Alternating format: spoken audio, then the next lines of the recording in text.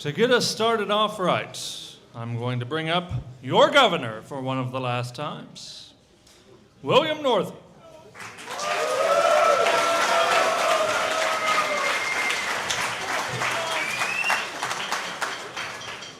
To lead us in prayer today, we have Trent.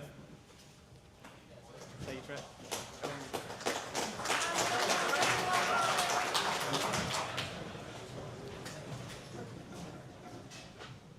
Dear Heavenly Father, thank you for bringing us all here today. Please help us get a good night's rest so that way we can all be ready and prepared for the days to come. Let us have a great time at the rest of this camp, and thank you for bringing us all here together. In your name we pray, amen. Amen.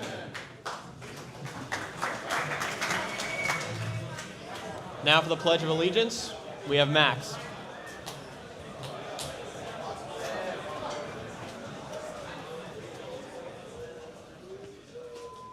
I pledge allegiance to the flag of the United States of America and to the republic for which it stands, one nation under God, indivisible, with liberty and justice for all.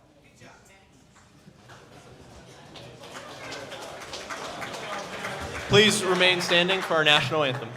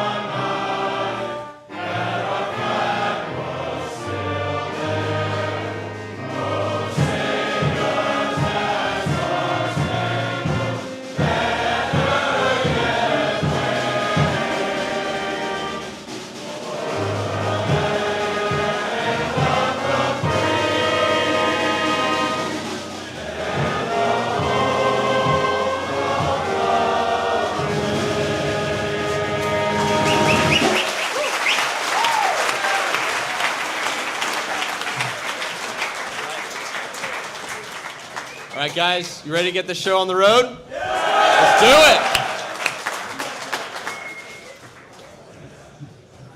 it! And now I will call up our political process coordinator, Austin Komposki, to give you the ground rules for this afternoon's convention.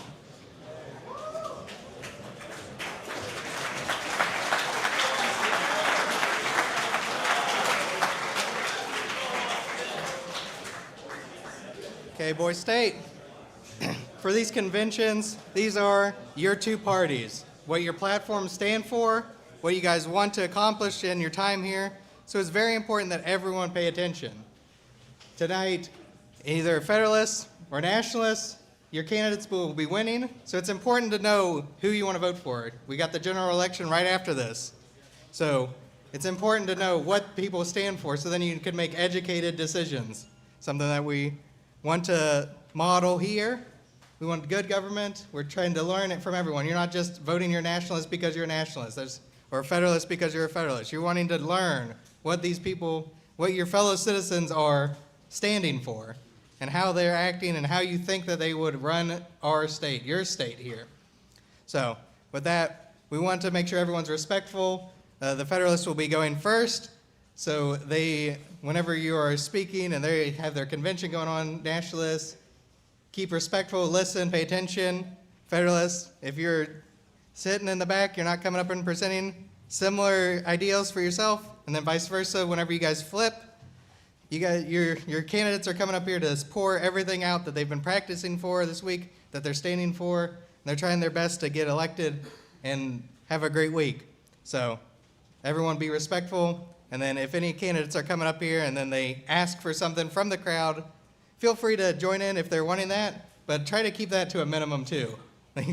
If during the Supreme Court justices' speeches, People got some engagement from the crowd, but we just want to get that quick and then go, so then you're not wasting everyone's time. For the conventions, everyone has 25 minutes, and that will start as soon as they are. Anything else? Al?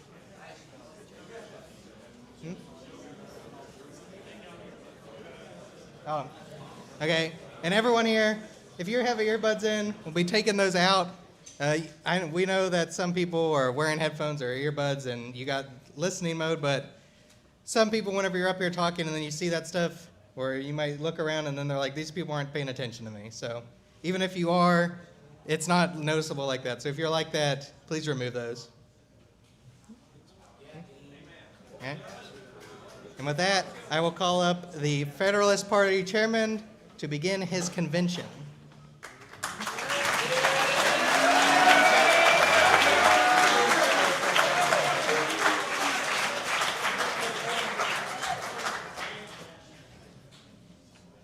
All right, Federalists, get high! Woo!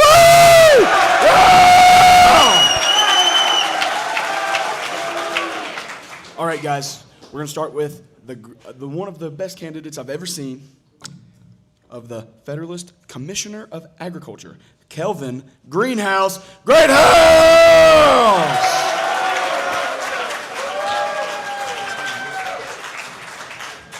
Hello, hello. Nationalists, Federalists, we're all here to build a platform from the two platforms we've already constructed. And I want to be the Commissioner of Agriculture because I want to hear both of your ideals, and we have to integrate them because it's not just the Federalist boy state or the Nationalist boy state, it's everyone together, so we have to get along to some degree, okay? Yeah. Here, I want to focus on farming, I want to focus on nuclear energy, and preventing pollution and fixing all the problems we have caused in West Virginia, and setting up for the future ways to make it right. Thank you for listening to me. Have a great day. All right, everybody. We're gonna do a little bit of a chant, just real quick. Greenhouse, great house, greenhouse, great house, greenhouse, great house, greenhouse, great house. All right, guys, we're gonna move on to our next candidate from the Federalist Party, the treasurer candidate, Caden Yao. And if you know his slogan, let's say it. Yeah, money. Yeah, money. Now, there was a little bit of a song prepared earlier, and I'd like somebody to get it started.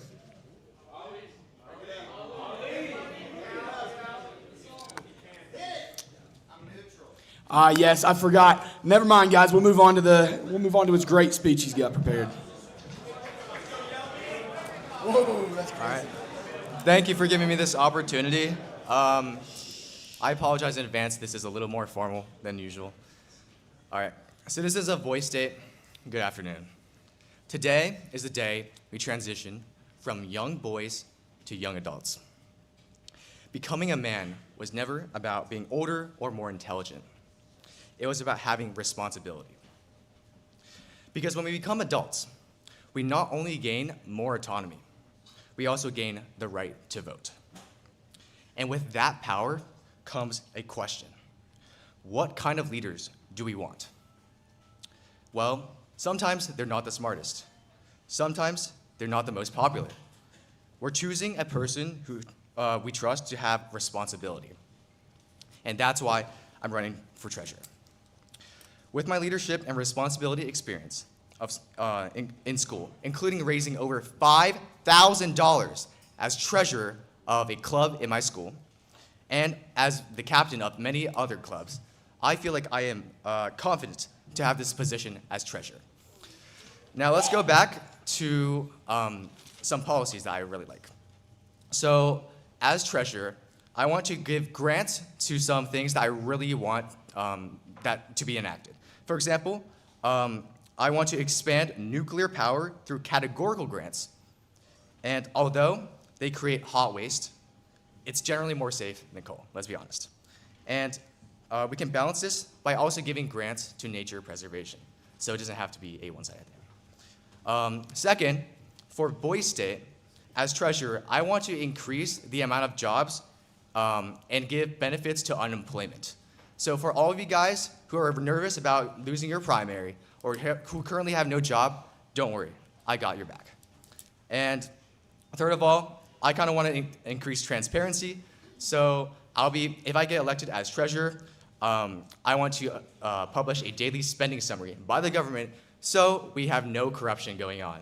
That's a good idea. Thank you. But yeah, all in all, I'm not perfect, and I understand if you don't want to vote me. But after all, it's Yao money, Yao choice!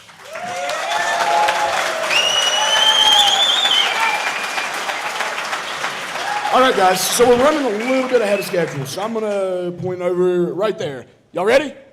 Yep. All right, you got it, William.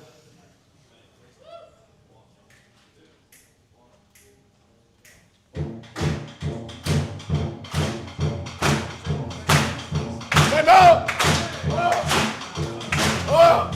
If you want. Yeah! Up!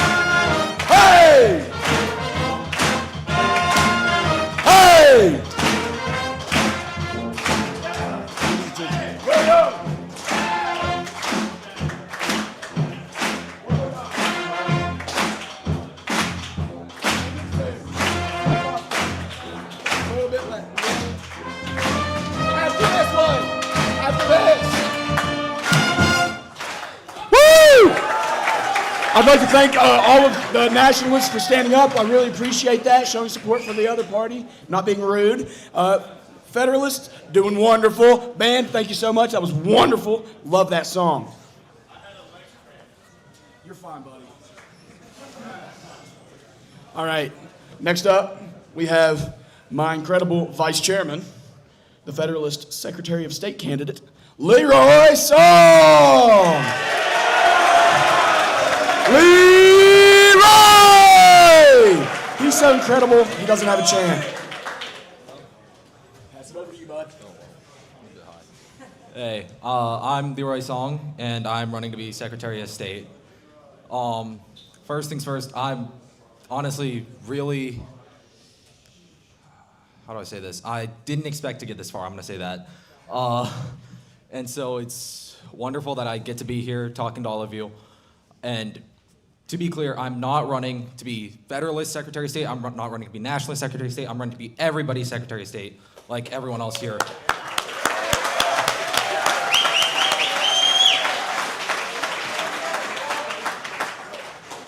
Now, a Secretary of State has two main responsibilities: record keeping and managing elections. For record keeping, I'm gonna make sure that all records are organized and accessible for everyone. I'm gonna keep records of everything that I possibly can, okay? So that everyone can see what we're up to, and no one's gonna be left in the dark. Now, in terms of elections, there's something very important I wanna talk about. Some of you may have heard about a lawsuit that is being filed by Thomas Farrell against the camp staff for consolidating cabins and changing the representation of certain counties. And so in the interest of fair and equal elections and representation for everyone, it is my pleasure to announce that I am joining him in his efforts. Thank you, everybody.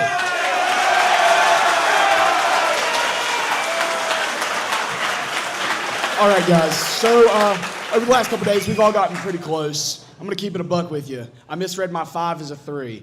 That's why Leroy went just now. I actually meant to call Deacon. So Deacon is running for the Federalist Auditor. His name is Deacon Stanislazic, a.k.a. Stan the Man!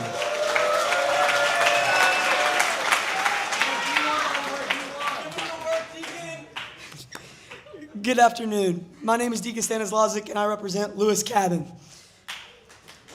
I believe myself as a viable candidate of choice for the position due to a sole word: accountability. The definition of accountability is as follows: the obligation of an individual or organization to answer for their actions, accept the responsibility for their choices, and disclose the results transparently. Accountability of the position rides on the trust from you as the community to me as the candidate over finances of the state. I'm going to be blunt honest with you. The best auditors deliver facts and nothing extra on the top while they're in office. I will act as a watchdog and not a secret keeper of evidence and information. If I come to office, what's mine is yours. My last name is spelled S-T-A-N-I-S, capital L-A-W-C-Z-Y-K. And as EA Sports says, it's in the name, as law is just in mine. Thank you guys, and God bless.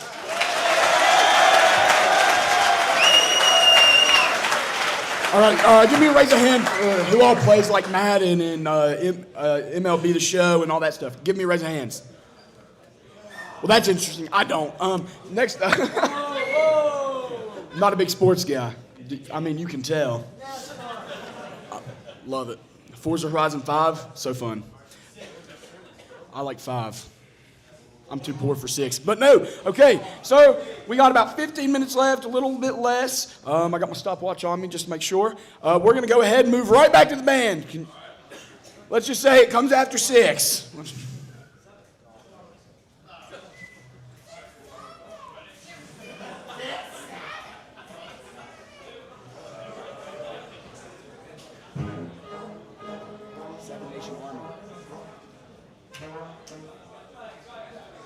Okay, I'll just say the song, 7 Nation Army, if possible.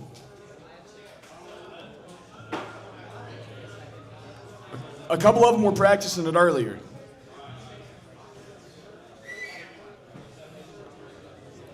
Okay, a bit of technical difficulties. 1 second, Khalil. You're my dog. All right, we'll move on to the next guy. And by the next guy, I mean, we still got a little bit of time, so I'm going to keep talking. So raise your hand if you enjoyed lunch. Let's give that a big round of applause. All right, who all used a plate?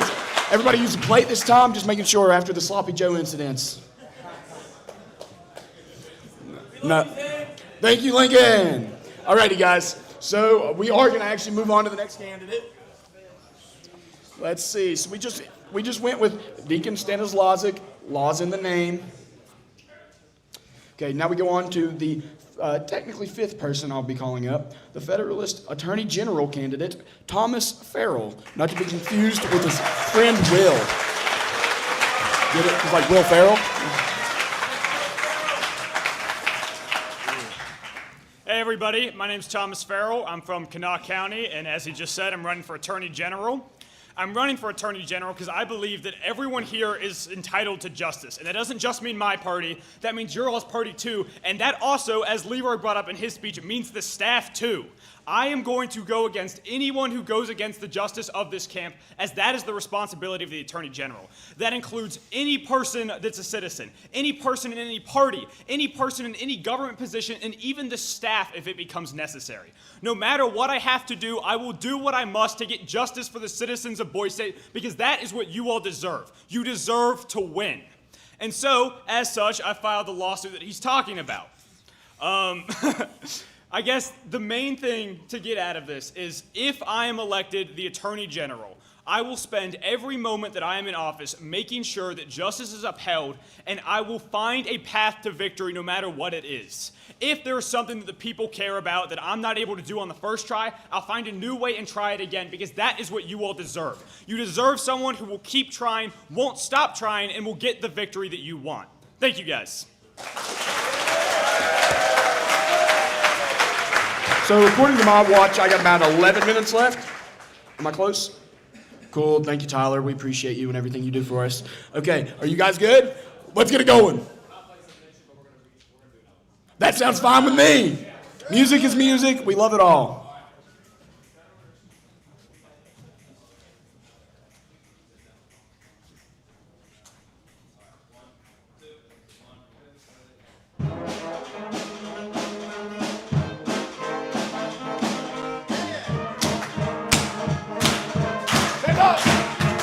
Stand up, guys!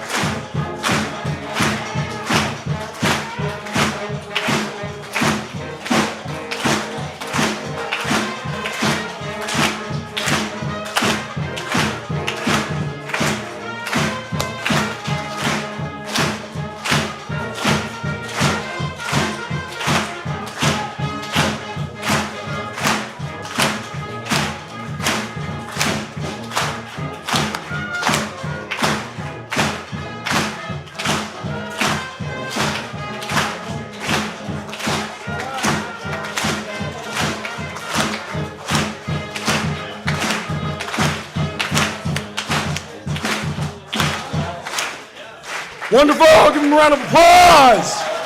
Woo! Thank you, Dean. You're the only one I've seen clap his hands over here. Thank you. All right, guys. So you know that we have left with the governor, but what you may not know is that we have a special guest. I didn't get his last name, but his name is Lincoln, and he's our keynote speaker. He can introduce his last name up when he comes up here.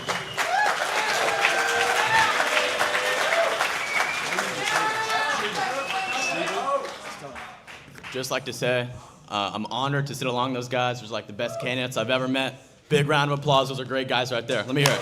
Yeah.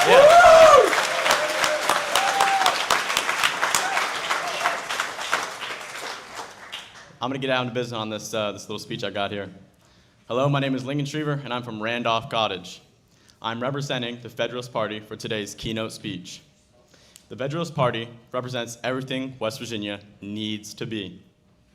From cleaner energy to restoring jobs, we must advance forward, together or we will fall. Our platforms will delve into the main issues that are seen in West Virginia today, starting off with cleaner energy.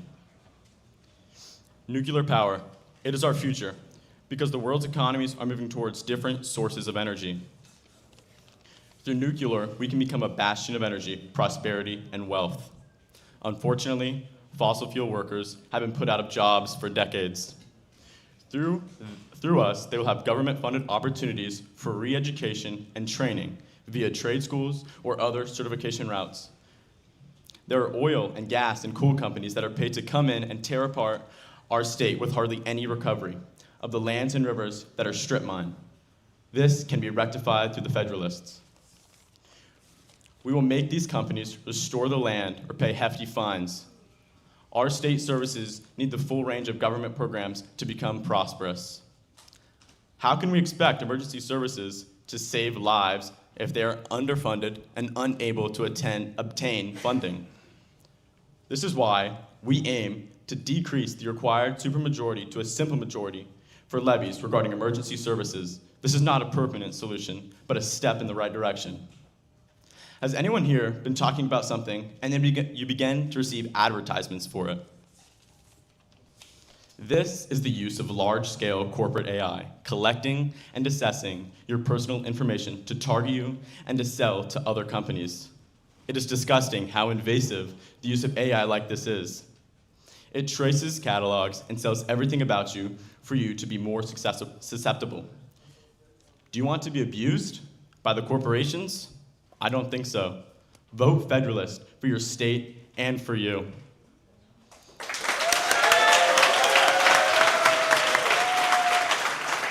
I have one last question.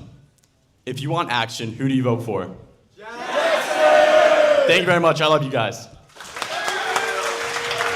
All right, guys. I think we should give our keynote speaker for the Federalist Party just a big round of applause. Can I hear that one more time, a little bit louder?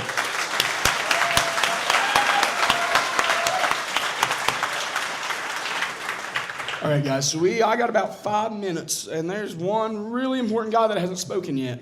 It's me again. No, I'm just playing. It's the man, the myth, the legend. Some say he's like John Wick.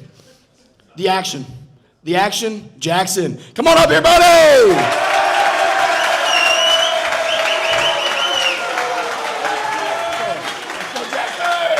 All right, what's up, everybody? My name is Jackson Rappold, a.k.a. Action Jackson. I'm running for governor, and as governor, I plan to make sure that everybody's voices are heard, Federalist or Nationalist. I also plan to improve your experience at Boise State thus far. I know that these past few days have been really, really long, and I hope that if I get elected, I can do something about it. I'm for the people, and I ensure that I will work as hard as I can and tirelessly to make sure everybody's needs are met. I really want to have fun too, though, so I hope you all feel the same. Some of my values that I live by are working as hard as I can all the time, being determined to lead the way anytime I have the opportunity, as well as being kind and considerate to all. Lastly, I would like to thank everyone who has supported me so far, no matter the party. And remember, if you want action, vote Jackson! All right, guys. So you may notice they haven't kicked me off the stage yet. Wait, I will say that again. You may notice they haven't kicked me off the stage yet. That's because the Federalist Party is allotted 25 entire minutes.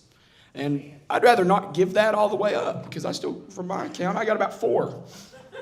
So we're all going to stand up and sing a song. It's our state song, but not the one we've been singing a bunch. All right, so you guys, it's about this road in the country. And I think it's called Country Roads, maybe. That sounds about right. All right, guys, everybody, if you don't stand up for this one, even you, Tyler, even you. All right, guys, you guys want to all get it started? I know my guy Deacon, I met him in the 8th grade. We got taught by the incredible Randall Reed Smith how to sing this song, and I'm going to ask you to start it. I did fall off the stage on video. Start it. Heaven, West Virginia, Blue Ridge Mountains, Shenandoah River. Life is old there, older than the trees, younger than the mountains, flowing like a breeze. Country roads, take me home to the place I belong. West Virginia, Mountain Mama, take me home. Country roads,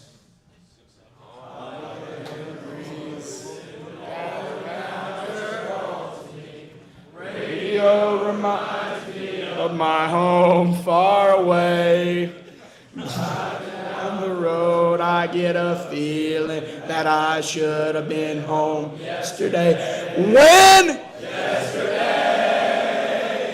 Country roads, take me home to the place I belong. West Virginia, Mountain Mama, take me home.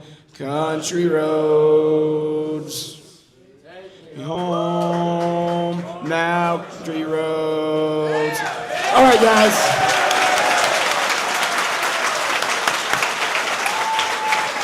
All right, guys. So I think it would have been a little bit less time I had. I still have about just under 2 minutes, but somebody, I'm not going to point names, forgot there were a couple more lyrics. I'm blaming Tyler.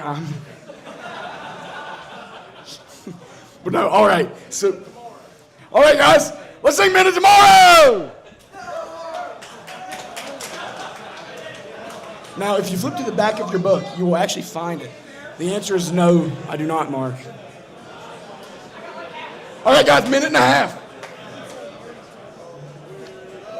Men of tomorrow, we march along in happy ranks today. We never borrow a bit of care or grief along the way. Gladly we're learning the things a good American should know. Gladly we're yearning to chart the way a patriot should go. With lessons on objectives, one good citizens will be. Hey! Understanding our homeland where mountaineers are free. Hey! Men of tomorrow, good fellowship each one of us enjoys. Men of tomorrow, a group of all-American boys. All right, guys, I got my... Everybody sit down. I have just under probably 20 seconds. Less than that. I just want to thank you all. I thank the Federalists for being active and hanging out with us. The Nationalists, thank you for being attentive and actually participating. We appreciate that. We hope that you give us a chance. Have a good one.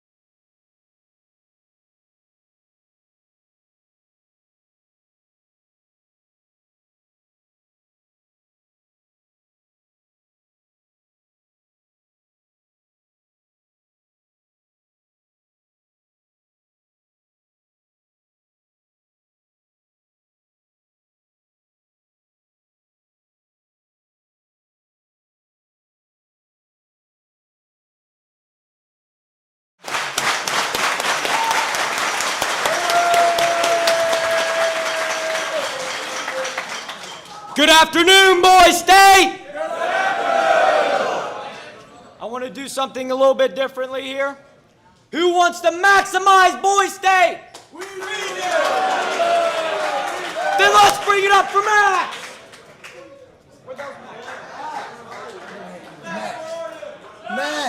Max. Come on, Max. Come on up. Come on.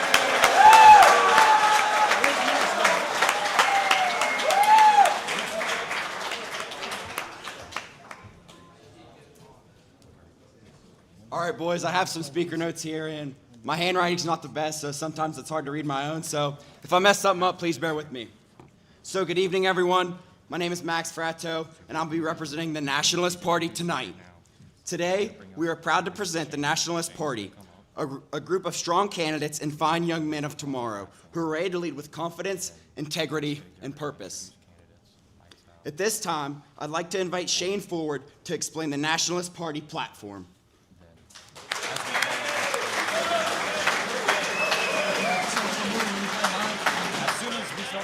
All right, I'm going to keep this short. I don't want anyone to get confused. These are the things that the Nationalist Party of Boise State stands for. First and foremost, we believe in two principles that have guided our entire platform.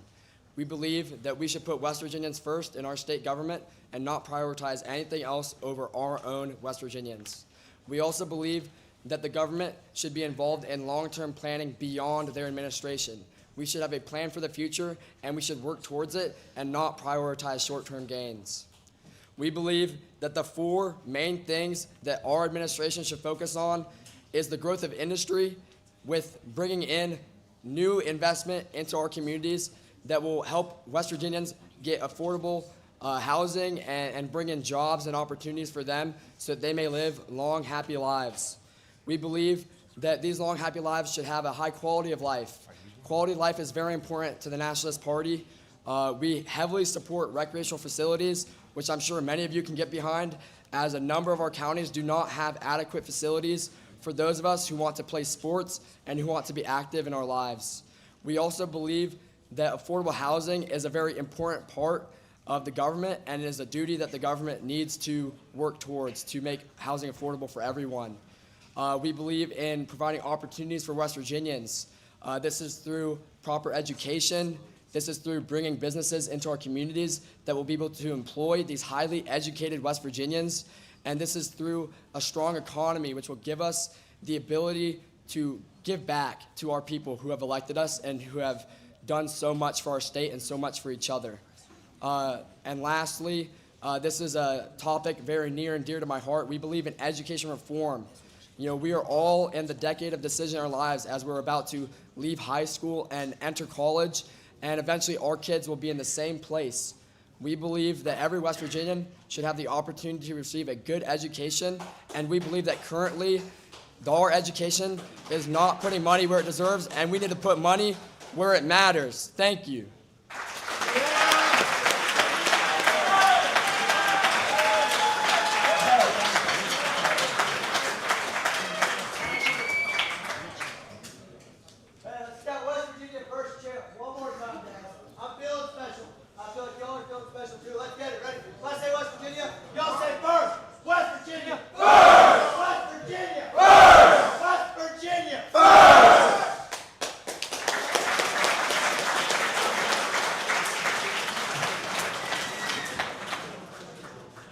We would like to introduce our Nationalist Party candidates. Each candidate will be given 60 seconds to speak, excluding the governor candidate, who will be given 120 seconds. At this time, could we please have the light shut off?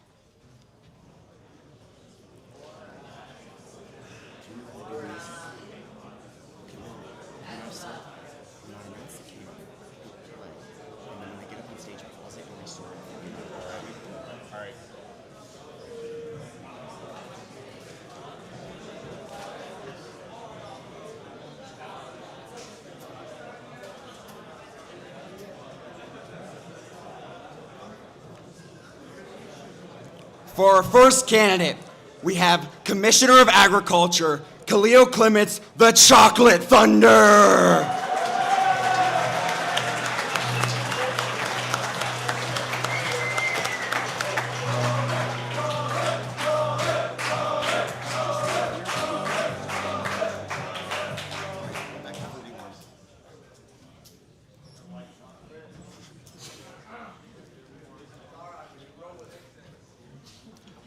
For our next candidate, we have Auditor Adrian Constable Knight.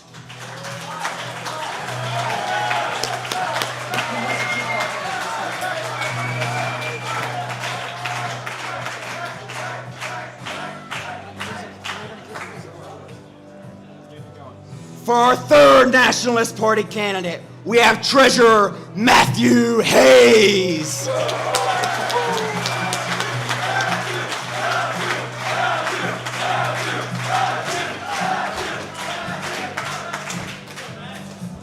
For our fourth candidate, we have Secretary of State Shane Burkhart.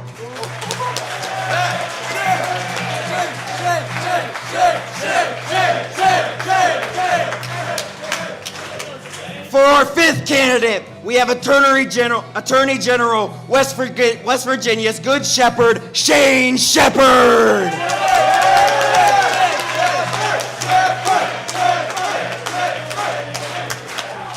Finally, we have your Nationalist Party governor candidate, Coleman the Coleman. Let's go!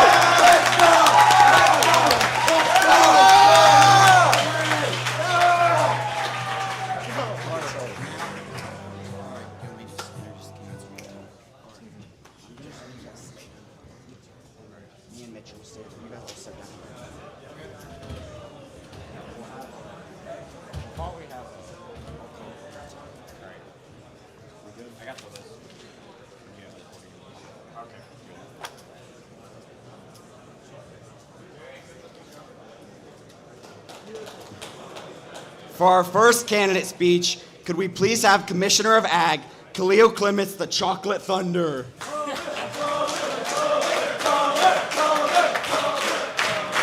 Thank you.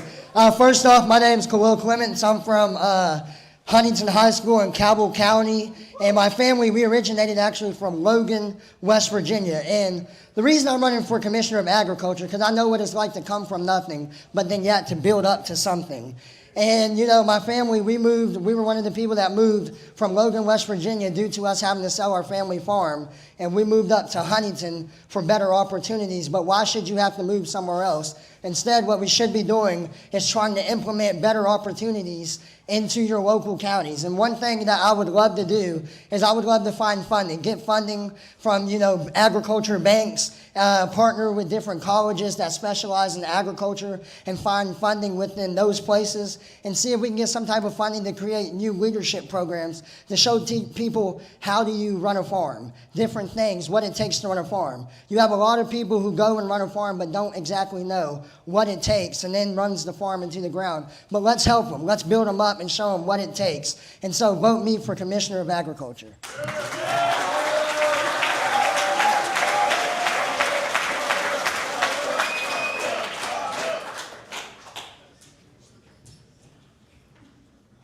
For our next candidate speech, could we please have Auditor candidate Adrian Constable Knight.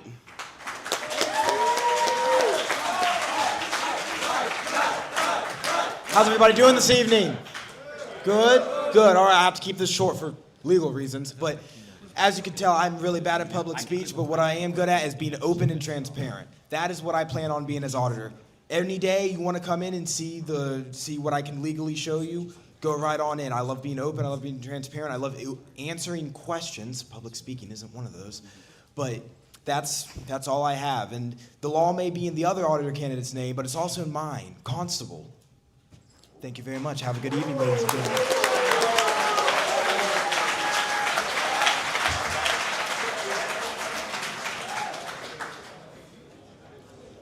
For our next candidate, can we please have Treasurer Matthew Hayes? Hello, my name is Matthew Hayes, and I'm from Webster County. And I've always had a fascination with finance and how to manage money and all that. But I've learned a lot from other people giving me advice about other policies that I've considered over this time. But I also think we need action. We need action in a good way to fund our government and to use it in the right pathways to fund our education, politics, innovation, and all those others. Thank you very much, and I hope you guys vote for me. Thank you.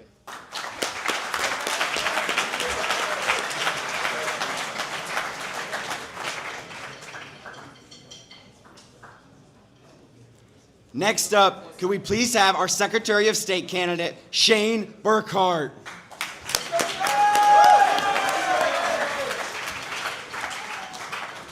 Good evening, Boise State. My name is Shane Burkhart. I live in Jefferson County, and right now I reside in Lewis Cottage. Where are my Lewis people at? Yeah. Woo! There we go. All right. I'll be completely transparent with you. When I left for Boise State, I had no intention of running for Secretary of State. But when I got here, I saw an opening and realized that I could be the one to fill it. So I will do everything in my power to perform the job to the best of my ability. Some of the responsibilities are keeping records, running elections, and, forgive me, this is off the dome. We'll come back to it. But I believe that I'm suited for keeping records because I take multiple AP classes, take notes all the time, and in addition, I have filled in as secretary at my SGA, so I take notes a lot.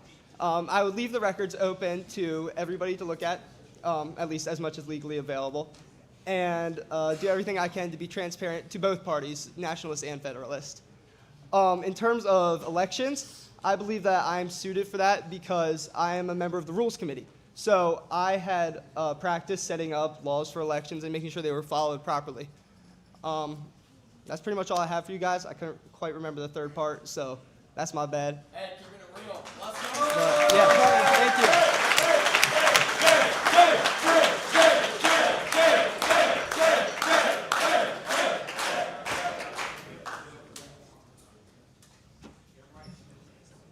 For our next candidate, could we please have our Attorney General candidate, West Virginia's Good Shepherd, Shane Shepherd.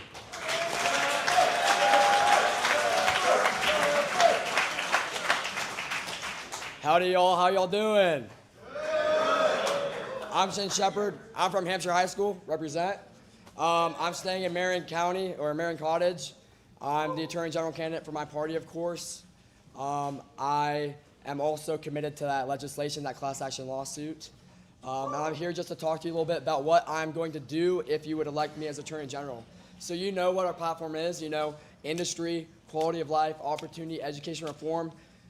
With the immense power and responsibility that comes with the Attorney General's office, I know that I can support those goals as I work through the different government processes. To help enable the growth in industry that we want, I am going to pursue litigation, pursue prosecution against harmful business practices, abusive business practices that harm our West Virginians and harm our communities. I'm going to use the damages awarded from that litigation to go back into our communities where it needs to be. For example, environmental damage. We need to sue these people, we need to get that money, and we need to put it back into fixing our rivers and our water. That's a big issue that Southern West Virginia faces. For quality of life, I can work alongside the different county and city organizations to provide legal advice as the representative of the state in order to enact zoning. That will help us get better housing, more affordable housing, and get us a better life that we have. It will help us provide recreational facilities for you all. I'm also going to work towards litigation to sue, like I said, those companies that are polluting our environment. Do you think you want to live somewhere where you can't breathe, where you can't drink your own tap water? I think that would be an awful fate, and that's something that so many people in our state suffer from. As Attorney General, I will work to provide opportunity for West Virginians through supporting legal education in our school systems, in our colleges. I will help provide opportunity to West Virginians by suing businesses that come into our communities, take our resources, and won't even hire our own people. I'm going to help education reform, as I said before, by providing legal advice, as is my job, or as would be my job as Attorney General, to the Department of Education, and through suing the Department of Education and individual school boards for not complying with any legislation that might be passed through there. I believe strongly in the law. I believe strongly in the position of Attorney General. It says right there in the manual of government that we are the legal representative for the state. You are the state. If I would be Attorney General, I would be your representative. And I hope that you could see the passion that I have in that, the passion that I have in the law, the passion that I have in defending you guys and working for you guys, and you would decide to elect West Virginia's Good Shepherd. Thank you.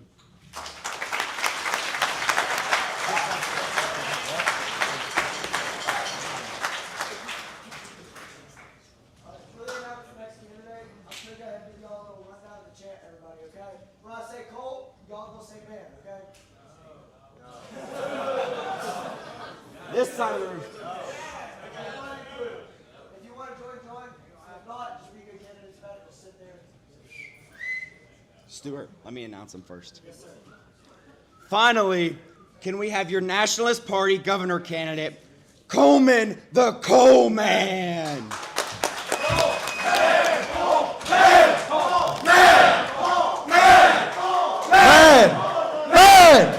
All right, guys. I'm Coleman Nutter. You guys probably know me as the Coal Man. Firstly, I'd like to thank my opponents from yesterday, Netanyahu, Nate, also Nate, and even Kevin. Yeah, Kevin's great. We all love Kevin. All right. I wanted to thank all the leaders here for giving us this opportunity. We're all should be honored to be here at Boys State. It's a great opportunity to turn us into great leaders of the future. All right. And then I've already learned a lot of lessons just from the few days I've been here. I wanted to run for governor because I wanted to learn how to be a leader. When I first arrived, I didn't know a single person. I was the only representative from my school. But as I walked around and I talked with you guys, I learned something. We may have different counties, different backgrounds, and different experiences, but we are all West Virginians. We all love West Virginia, and that's why I believe we should all put West Virginia first. That's why we're at Boys State. We may be nationalists, we may be federalists, but we all love West Virginia, and it really shows that since we have similar ideas, that we are the future of our generation. All right, let me ask you a question. What makes a great leader? My experience at working at Chick-fil-A has taught me that leadership is knowing the people. A leader is somebody who you can trust, and a leader is somebody you know. I don't believe that the leader should be the person who puts up the most signs, but it should be somebody that you know and that will listen to you. Somebody who represents the people. Leadership is not about a title. Leadership is not standing at the podium or having a sign. Chick-fil-A has taught me that leadership is about service. I've learned a lot about service from representing my Interact club at my school. Showing up for people when they need you and listening to them. It's about earning respect. And the best leaders don't stand above the people, they stand with them. Over the past few days, I've spent time with you guys listening to concerns and ideas. We are the next leaders, business owners, teachers, first responders, soldiers, and public servants. The decisions we make matter, and that's why we are here at Boys State. I believe in keeping the best and brightest from our state in West Virginia, instead of watching them leave for other opportunities. Can I get a raise of hands? How many of you guys know if you're leaving the state for another college or know somebody considering it? Can I actually get a raise of hands? It's a big issue. The future leaders of West Virginia are leaving West Virginia. All right. So, sorry, my notes got messed up a little bit. All right. So, I believe that the best and brightest should stay here instead of leaving for better opportunities. We need to change West Virginia to be an opportunistic state for the people and for the leaders of the future. I want to thank our coal miners for representing West Virginia, the hard workers. I want to thank God for being my personal savior, helping me stand up here. One thing I've learned through this, I used to not be a good public speaker. I would be sitting trembling a week ago if I was in this place. But now I'm able to do it. I might be a little nervous, but I'm here. And that's what I've learned from Boys State. All right, let me check my notes one more time. All right. So today I'm asking for your vote. Some of you know, some of you trust. Vote for West Virginia and vote for the Coleman! Cole.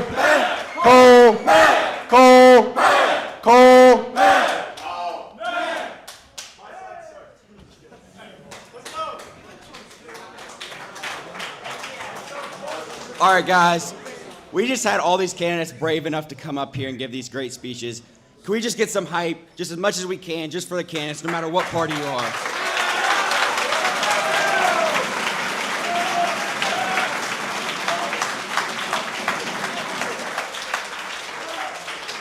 All right, let me see how much time we have real quick. How much time do we have left?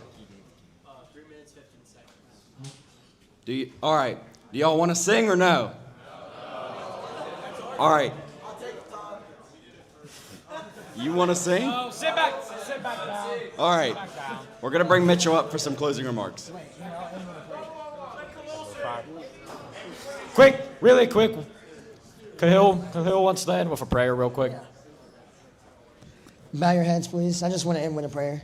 Dear Heavenly Father, we come before you. We thank you, Lord. We just thank you for allowing us to come in here and allowing us to unite as one. No matter what backgrounds we come from, where we started, or where we're going, we are all here as one. We're here as brothers today. Some of us we may not see again. Some of us 20 years down the line, they will still be our best friends. And we thank you for allowing us to have a friendship like that, for giving us an opportunity to meet people that we will always be able to connect to and to lean on when we don't have anybody else. And we just thank you for giving us this chance, and we thank you for creating a program, inspiring somebody to create something as good as this. And we just thank you. In Jesus' name we pray, amen. Amen.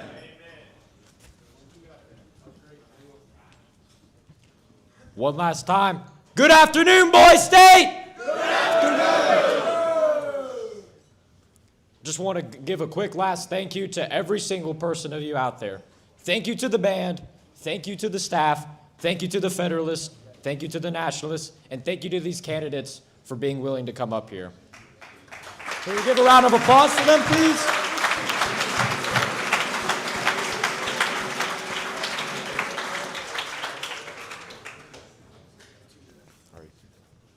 I don't want to waste the rest of this 2 minutes. Sorry, Zane. All right, so now we're going to conclude our 25 minutes for the Nationalists. And one last time, let's go Nationalists! And let's go Boys State!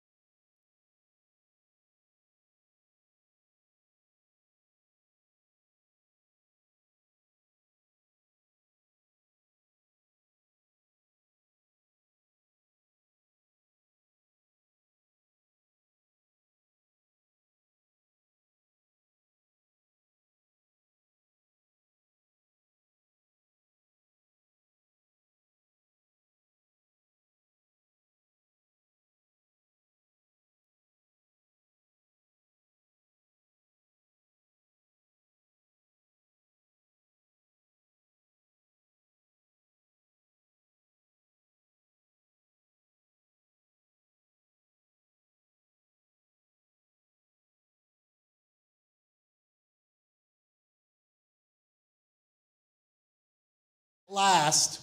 The Nationalists will go first in the debate, so therefore the Federalists will have the last word at the end of the debate. The order of answers and responses will alternate between candidates. Candidates must conclude their remarks immediately when the time expires. A timekeeper, visible to the candidates, will provide notice of remaining time.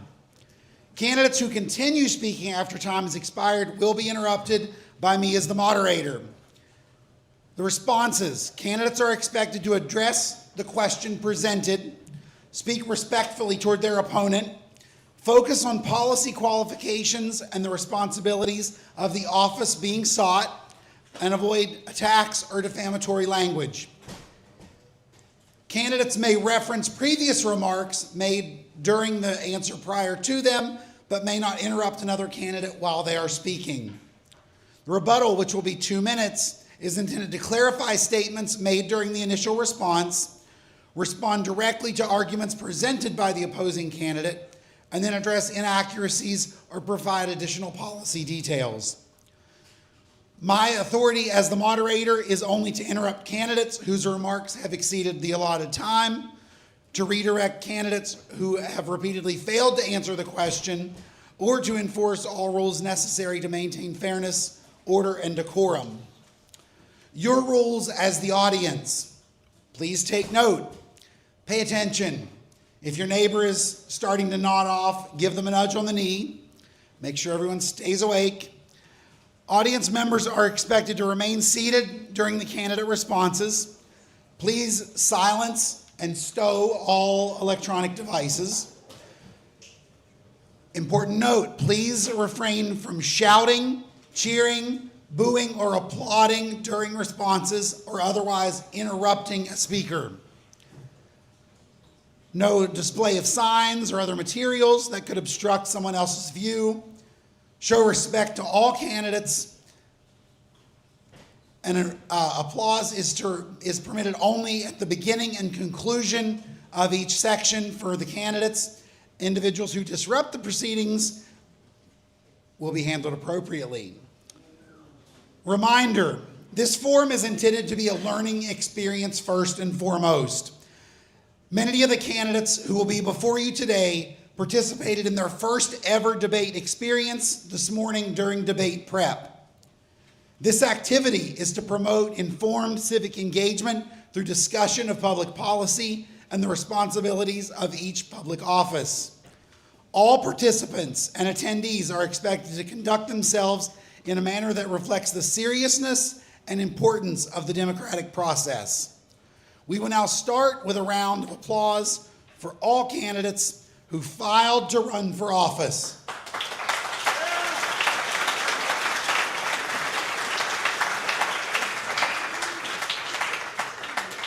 As well as for those who won their party's nomination in the election last night.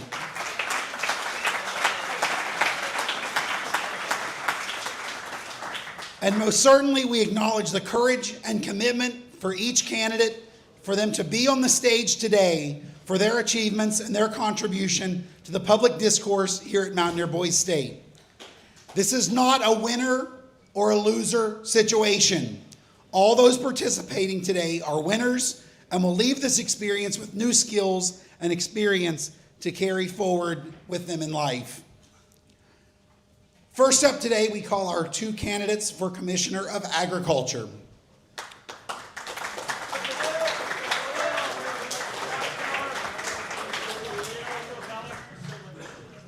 Let's go. You got this. You may go ahead and have a seat.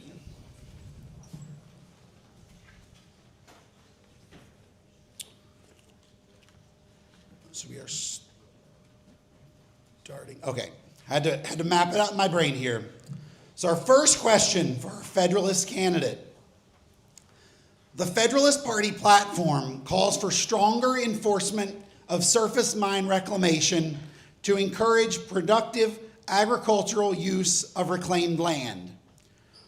Preparing former mine sites for farming can be costly because of soil contamination and other environmental impacts. Who should bear the cost of making reclaimed mine lands suitable for agriculture? The companies that profited from mining, or taxpayers through state assistance or some combination of both? And how would you use reclaimed mine land to strengthen West Virginia's agricultural economy? And you will now have 3 minutes for your first speech. Well, let's hear. This is easier for me. Okay, so obviously, as they are the ones who are tearing up the ground and reaching into the earth to pry the ore to make money, coal companies should be taxed and reprimanded for any excess damage dealt to the environment, and they should fix it for what they've done. Afterwards, they can use the land, usually they buy it or lease it, and then they can sell it to farmers after they have properly fixed the land for farming or forests, because that will also help our agricultural community. 98% of farms are small farms in West Virginia. The other 2% are large farms. That's how many small farms there are that contribute to agriculture. That's how many we need. And with reappropriating mines, we can have more, which allows for more economy in the agricultural and more jobs. This is something we all want to do as both nationalists and federalists, because we want to bring more people into the United States. Sorry, that's wrong. West Virginia. We want people in the United States too, but in West Virginia. Sorry, I need to think more. But mines also cause pollution through acid mine damage leaking through into rivers. We have 2,500 miles of rivers that are contaminated from mines. So the mine companies should fix that, and the water used for that can eventually go into nuclear reactors to go for nuclear energy. I believe that our party can use mines, not old mine sites, for agriculture and as well to repurpose through nuclear sites as well. And any roads built can help with EMS travel. It helps connect more of the society, especially in South Logan, in the north, east, west, where people are not connected. We need West Virginia connected so we can grow and work as a team, or else we'll be stranded and just rot. Thank you.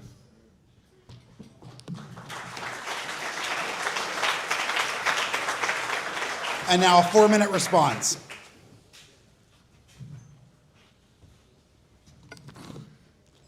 My opponent, he made great points. Although, yes, I agree on the whole mining thing, but also I would say I wouldn't necessarily tax the companies. And this may sound horrible, but I would tax the people. You have to sacrifice some things. Some things have to be sacrificed. And I would tax the people, because if you tax the companies, the bigger companies and stuff like that, you're running the bigger companies out. And then you're losing jobs. And then people are moving to different states because they can't afford to stay where they're at because they don't have any jobs, which was a problem, which is a huge problem right now in southern West Virginia, which is a reason why there aren't a lot of mining companies. You had problems such as that, and so what they did, they moved to different states and stuff like that. So then people lost jobs, and instead of staying where they're at, a lot of people moved up north for better jobs during times such as the Great Migration. And so I would tax the companies. And at the same time, although I'm taxing the companies would have to invest in their community. And not only invest in the community, but invest in schools, invest in education, and put money towards agriculture, and set up, little funds for businesses, and help support smaller businesses at the same time. And so that's all I have to say. And now a 2-minute response. Just to double check, because I couldn't hear well, did you say that we would tax the companies or the people? I said the people. You said the people? Yeah. You said the people. I'm sorry, I missed that. Okay, he's right. We are saying tax the people, but we need to actually do both, because taxing companies and bringing in jobs to create a department to enforce that they take care of the environment also opens jobs. And taxing them will allow us to give more resources back into the state. And yes, we don't need to tax too much. We don't need to tax the people too much. Both of them can carry the load, because we as a people are a team, small and big. Without the big companies, the little man can't have a job, but without little man, the big companies can't do the labor. So we need people to mine, we need people to fix what we have ripped out of the earth, and then we need to grow nature. Because without nature, we never would have gotten here. We need food on our plates, we need energy from coal or nuclear, something to power us as a team. That is all I have to say. Thank you. And our second question is to the Nationalists. The Nationalist Party platform emphasized creating lasting opportunities for meaningful careers. At the same time, family farms and the number of farmers continue to decline. If elected Commissioner of Agriculture, what specific steps would you take to preserve family farms, support farmers, and make agriculture a stronger economic driver for West Virginia? And what policies would you pursue to help West Virginia farmers compete in national and international markets? 3-minute speech. Well, first off, I think there should be, not every school in West Virginia has FFA. Only certain schools have that. So that'd be a great thing to start implementing more FFA programs and more agriculture programs in high schools, and maybe start learning about agriculture in middle schools to get a grip on what it is. So then when you get in high school, you can experience hands-on opportunities with agriculture. And another step that I would take, again, I mentioned earlier whenever I was up here campaigning, another step that I would take was partner with local colleges and universities for agriculture. Let's partner with local, not just local. Actually, let's partner with, statewide agricultural banks and stuff like that, so we can get money and fundraise, so that way we can create leadership things like this. Imagine if there was a camp like this, but for agriculture, that people can attend, so that way they can learn what it takes to be a farmer. Exactly what does it cost, what steps will I have to go through to, accomplish. And then you can implement different, policies inside of that, which obviously off the top of my head I can't think of right now, but that would be a great thing to discuss. Be in a room full of people, and why not implement, policies with people who know farms? It's like hospitals. Hospitals aren't ran by doctors, they're run by administrators. So why not create policies with people who know how to farm? Let's go to people who have been in farming for years, and let's create policies with people who aren't just politics, but who are actually for what they believe in, who aren't just trying to get votes or trying to get money in their pockets, but instead what they're doing is they're campaigning for their families. They're campaigning for what they believe in and standing up, so that way they can all help each other's friends out and families, but show people what West Virginia is built on. West Virginia was built on the backs of hardworking people. West Virginia was built on the backs of coal miners. West Virginia would not be what it is today. The United States wouldn't be what it is today without Industrial Revolution, which also sort of started around here in Huntington, in West Virginia. The United States wouldn't be what it is today without coal mines, which all started here in West Virginia for the most part, is where it started. And so West Virginia would not be thriving if we didn't go back to our beginnings, coal mines. We wouldn't be where we're at today without coal mines. And so why not, build upon that, create policies, sit down with people who really believe and aren't just trying to, make money. And so that's all I have to say. Thank you.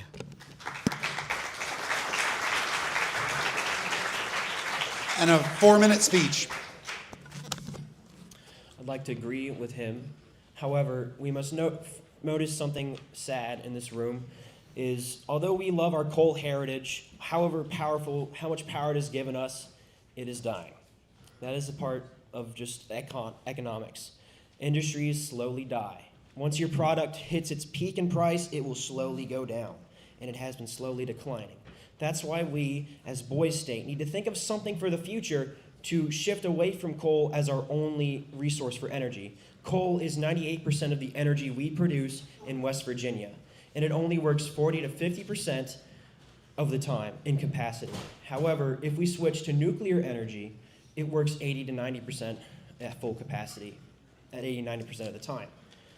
That will work, and it will give more jobs for construction, and any people displaced from coal mines being closed, we plan to, as the Federalists, retrain them.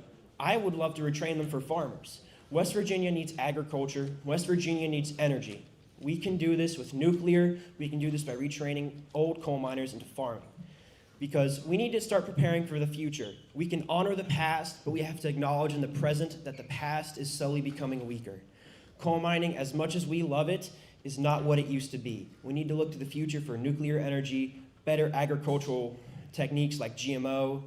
Other things I would do as agricultural commissioner is make sure that we lower the seed price so food prices will drop, improving the quality of life of West Virginians, okay? But also, we need to focus on the people around us as well. I'm just rambling now. Crap. I'm handing it over now. And a 2-minute response. My opponent, he talks about nuclear energy. In West Virginia, we produce our own energy. West Virginia produces energy. So why would we risk losing something we produce? And another thing, what about money and overspending? Where exactly are we getting money for nuclear energy? Where's the money coming from? And nuclear energy is not always successful at all. So why are we going to risk money and overspending, at the cost of our citizens and making them go poor and suffer from nuclear energy? And another thing, we could, modernize our existing energy. Let's put money into that because it's more cost effective and you're not wasting as much money such as nuclear energy. And nuclear energy plants, they're not always successful. Not many states have necessarily adapted to nuclear energy. And right now, nuclear energy is something that's in a test phase. It's in a trial phase. And he mentioned that everything has its peak. Everything, must die. It's the same for nuclear energy. So instead, let's rebuild our coal. Let's rebuild it. We produce coal, so why not put money into coal? And why not, modernize it and take coal and let's see what else we can do with coal. What exactly can we get from, we know what we can get from coal, but how exactly can we use coal for other things and stuff as that instead of, using nuclear energy? Instead, we'll be saving money, and the money that we do have left over that we have saved, we can put towards our citizens, and we can help out with people who are struggling to feed their families. And we can put money back into programs such as Facing Hunger Food Bank so that people can thrive. People, won't suffer from, the down rate or the failure of nuclear energy. Thank you. That's it.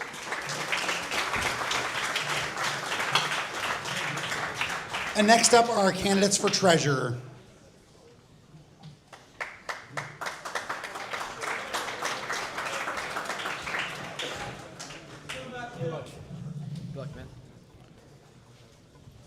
Our first question will be to the nationalist candidate. As treasurer, you would be responsible for safeguarding the state's financial assets and maintaining public confidence in how taxpayer dollars are managed. Your party's platform also calls for investing more resources in education. If elected treasurer, how would you promote greater transparency and accountability in the state with finances while supporting your party's education priorities? A 3-minute speech. I would plan on repurposing all our money from taxes by having the auditor, an auditor that will be very helpful to me, that I'll communicate with, and I will have communication with all the people around the state, and the tax money, which will go directly to an account that will be offended to other facets, including education. Like for education, we'll plan on having it go to scholarships for people who are in need, like those who are underprivileged people that need money for college, that parents won't afford it. They will not be going to the upperclassmen as much as the upper class in the economic structure. And we will also have more of an impact in growing programs like agriculture, and will allow people to have more opportunities for schools and more programs like ROTC. If we can get more citizens in, we can get FFA to more schools and have that be a great opportunity for kids. We can have multiple other facets that can help people and help them learn about more things and help them get jobs. and have them be more interested in the world. Thank you very much. And a 4-minute response. I would like to ask for a repeat of the question. As treasurer, you would be responsible for safeguarding the state's financial assets and maintaining public confidence in how taxpayer dollars are managed. Your party's platform also calls for investing more resources in education. If elected treasurer, how would you promote greater transparency and accountability in state finances while supporting your party's education priorities? Right, so my opponent talked briefly about the programs that kind of lock you into a career early on in high school and middle school. But I'm not too sure, or I might be confused if he completely, completely responded to the question at hand. I believe to increase transparency, one of my policies that I stated before was to just establish every single day I'll make a report that like shows government spending, and in the real world this would obviously include education and other aspects. And he also briefly mentioned making scholarships available to everyone, and I totally agree this is a great idea, but I wouldn't agree on the fact, or what he said, that we should repurpose all taxes to go to there. I think sorry, maybe I misunderstood, but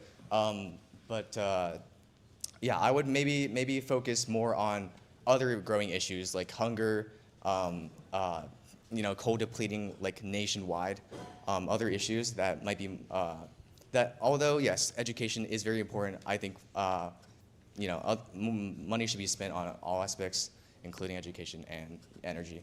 And yeah, going back to the question, to increase transparency and to increase the amount of people that want like the education platform to be voted on, I'd also probably just advocate for some people or some people that I believe are great at managing education, such as my mother. She's she teaches education at the West Virginia University, and that's just, I want to encourage people who I know that are good at education, and I feel like that would increase the amount of transparency and accountability because I'm advocating for them, and if they do bad, it's on me.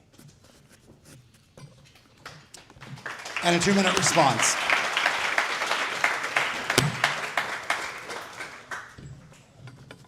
Okay, going to what he was saying about where money will be spent and where they will be located, I think it's not just education that I'll be giving all the money to.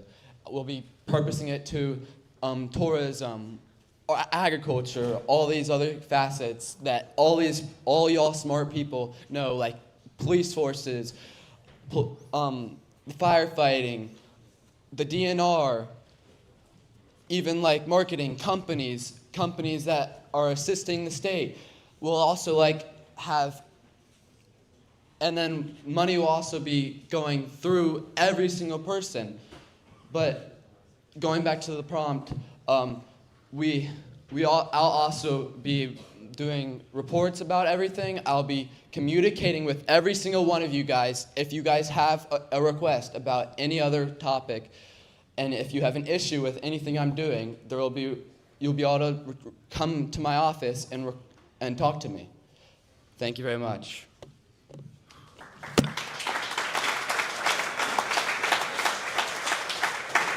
And the question for the Federalist candidate. The Federalist Party platform supports using severance tax revenue from fossil fuel production to expand educational opportunities for displaced energy workers. If demand for the energy workforce changes in the coming years, how would you prioritize the use of severance tax revenues? And as treasurer, how would you work across party lines to ensure those investments strengthen West Virginia's long-term economy? 3 minutes. That's a great question. And just so the audience knows, these taxes, which are imposed on coal industries, we believe, or our party believes, that they should be generally going towards funding more like hospitals, more ERs across the state, because it's a fact. Everyone knows that it takes approximately an hour, okay, an hour for an ambulance to get to just like a location in West Virginia on average. And yeah, that's pretty concerning, right? Imagine you're almost bleeding to death, and yeah, you can barely survive for maybe 15, 20 minutes. So that's why the severance money would generally be going towards funding more ERs, more hospitals.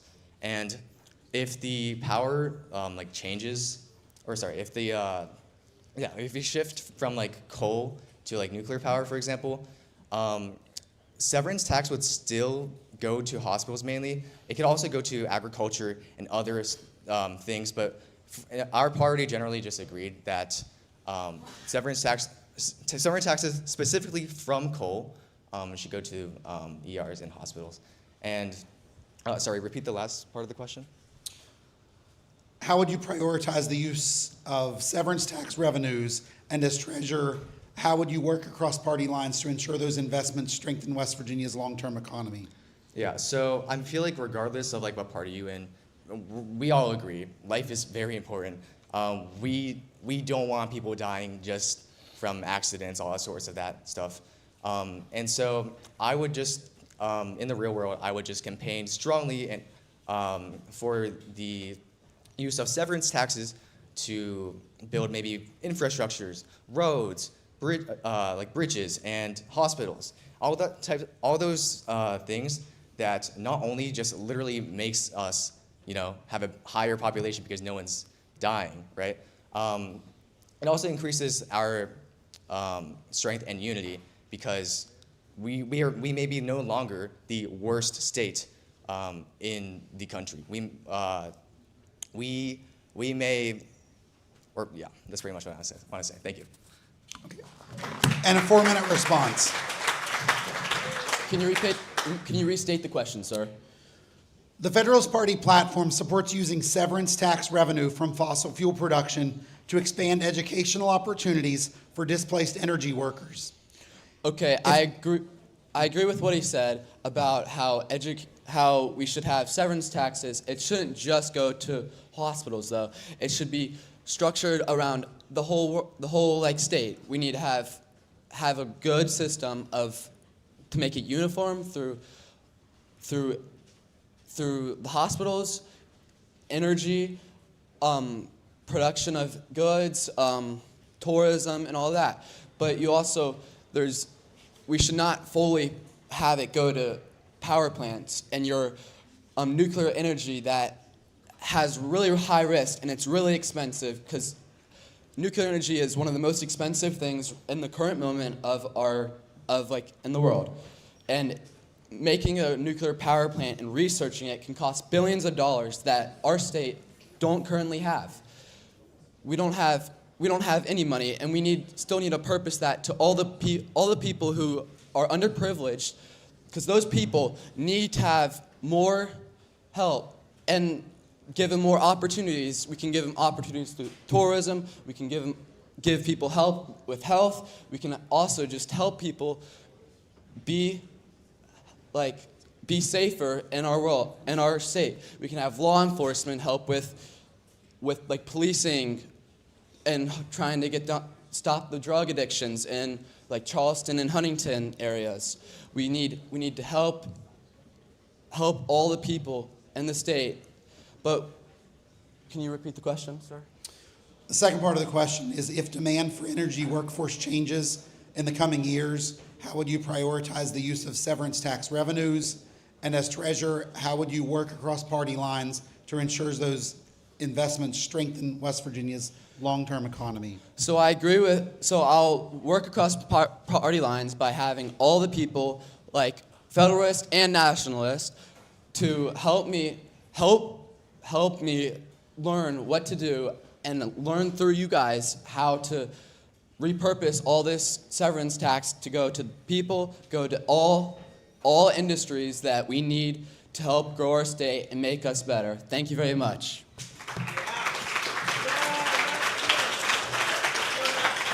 and 2 minutes. So I just realized I completely missed the question on my first part, so I apologize.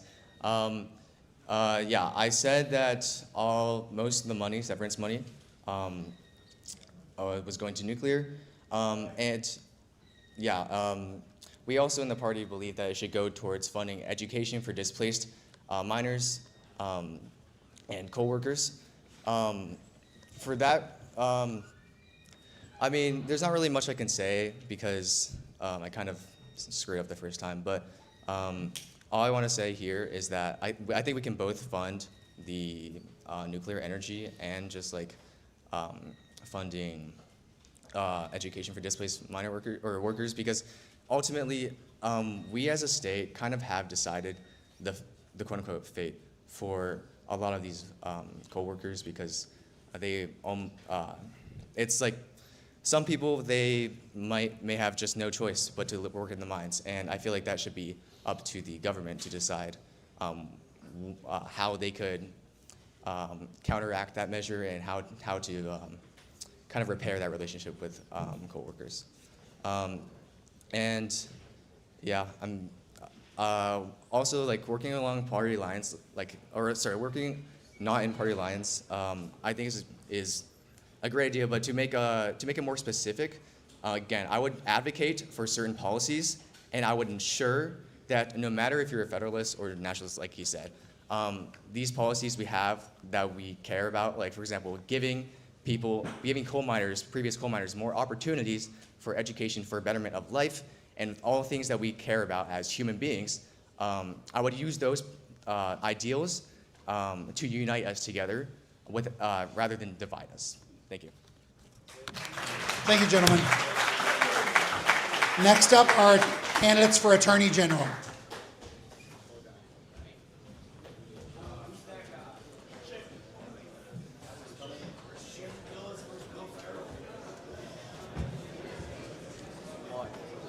Our first question is for the Federalist candidate.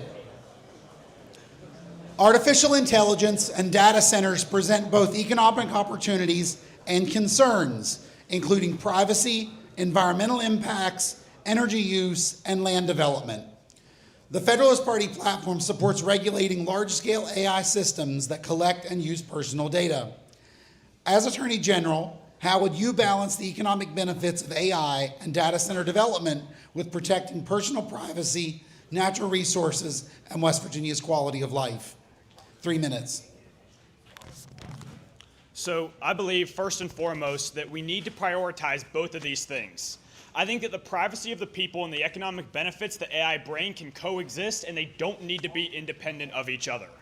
And the way that happens is, first of all, with privacy, it is guaranteed to everyone by law that they have a right to personal privacy. And as such, that has to be maintained no matter what. But at the same time, AI is going to continue to evolve. Whether or not we want it to, it will grow. People have been afraid of technology as far as time has gone on. Socrates has been quoted saying that books were going to rot people's minds, and we all saw how that went. So what I mean to say by all this is that we cannot stop AI. AI is going to grow, it's going to spread, and it's going to become an important part of the community whether or not we want it to. And so the most important thing is making sure that the way it grows helps all of us. And we do that by making sure it's done in legal ways, ensuring it maintains the privacy of different citizens, and it can still benefit people. Once again, both of those ideas can coexist. We just need to make sure that the rights of all of us are not infringed. And that is the most important first thing, but it does not restrict AI. As the Attorney General, the way that I would enforce that is, first of all, any contracts that the state makes involving generative AI or any other types of AI would be ensured to follow the laws that they are supposed to. Second off, if any companies, individuals, entities, whatever it may be, violates any of the laws relating to AI, privacy, or anything else, it is my job as the would-be Attorney General to prosecute them to the full extent of the law, ensuring that everyone gets the rights that they should have while still being able to benefit from the inevitability that is AI. Thank you all. And a 4-minute response. Thank you. I agree in many ways with my opponent here. AI is a great great problem that we're dealing right now. There's so much contention around it.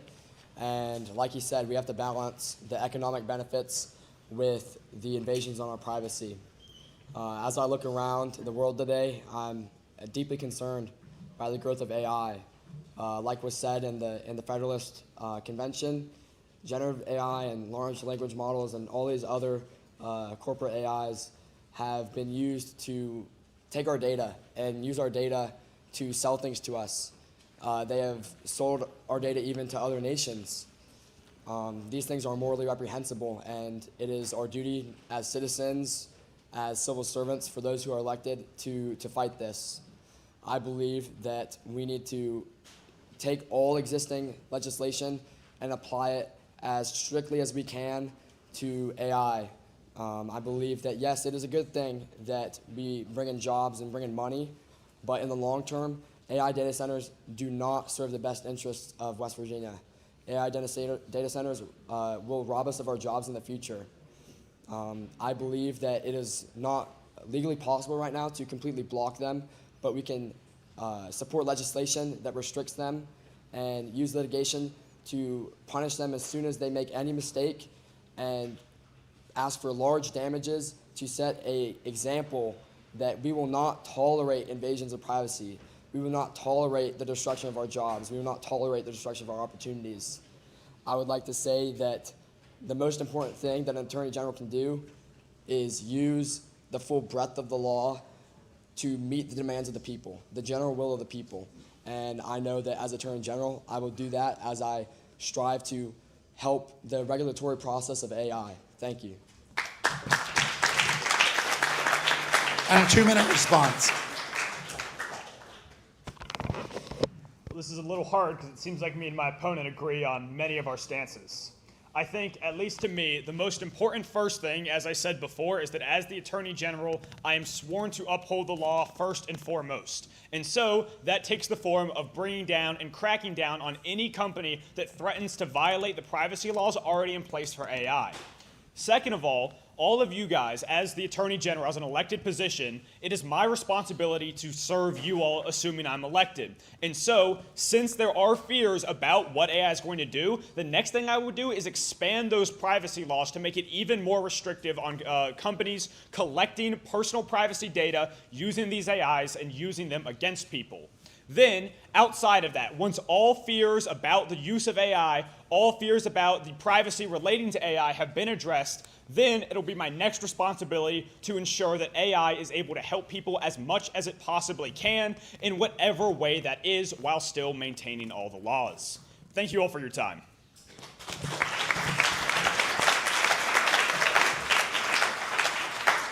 And the question for the Nationalist candidate.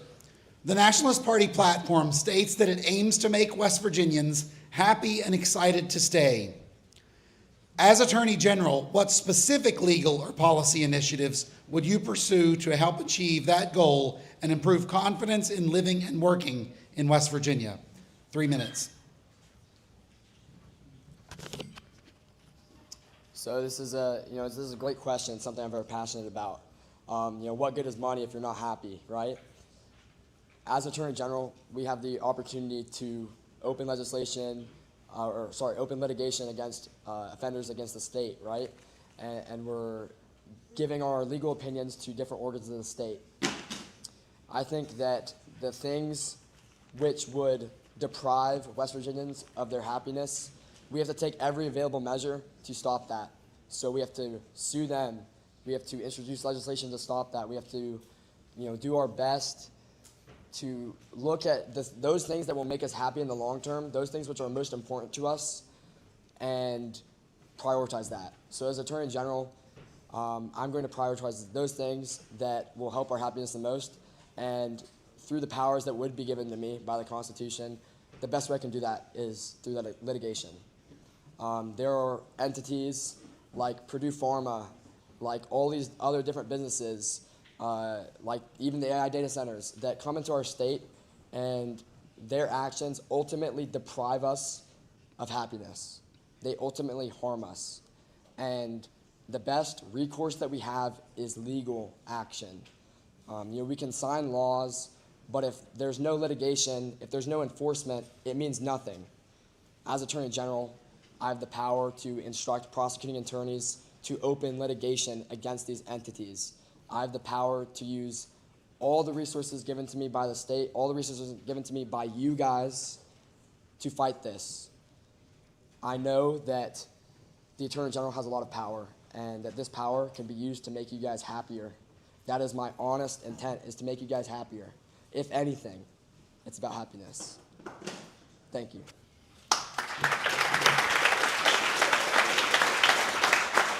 And a 4-minute response. When I was younger, every night before bed, my dad would always tell me that he wanted me to be happy and healthy. And of course, as a kid, I accepted that at face value, but as I got older, I started to understand how truly important that was. Now, first of all, happiness. That's a more subjective thing. So in order to determine what I could do as Attorney General to make you all the most happy, I would of course have to ask you all.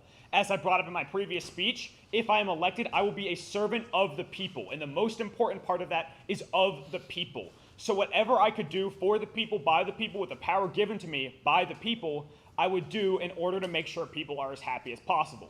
Now, I have a little more specifics for about healthy. First off, the drug problem that my opponent brought up. That is a serious problem. I come from Huntington, and I don't know how much you guys know about Huntington, but there is a serious drug problem. I mean, every corner you go on, every street, every alleyway, you see drugs being done in the open public. It is a big problem, and as the Attorney General, I would make sure that everything that can be done within the extent of the law is done in order to make sure that that drug problem is addressed and we can get people that are suffering from these issues, get them the relief they need, get them the help they need, and get them off of their drugs. Now, there's also the environmental aspect of healthiness. I'm sure all of you all know that there's a lot of pollution in West Virginia. That includes air pollution, that includes water pollution, and a lot of that comes from bad environmental practices of different companies. You see it with coal companies, you see it with steel companies, you see it with drug companies. No matter what it may be, I would make sure that as Attorney General, I prosecute all of them to the full extent of the law, making sure that they have to follow these environmental regulations so that our air is cleaner, our water is cleaner, and we can raise happier, healthier families. Thank you, guys.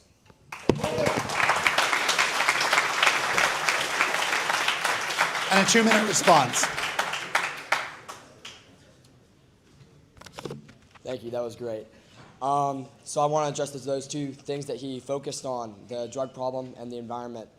I was talking with a gentleman from the Federalist Party, I think his name's Caleb, right over there. And we were talking about the different things that we need to prioritize in our cities, specifically our cities. Drug addiction, homelessness, housing instability, food crisis, these are all things that people suffer from. I've myself been homeless for a brief period of time, and I've been on food benefits for a long time in my life. And I know that it's incredibly stressful. You know, it eats away at your happiness, and the best that we can do as officers of the law, as members of the government, is to treat these people with dignity.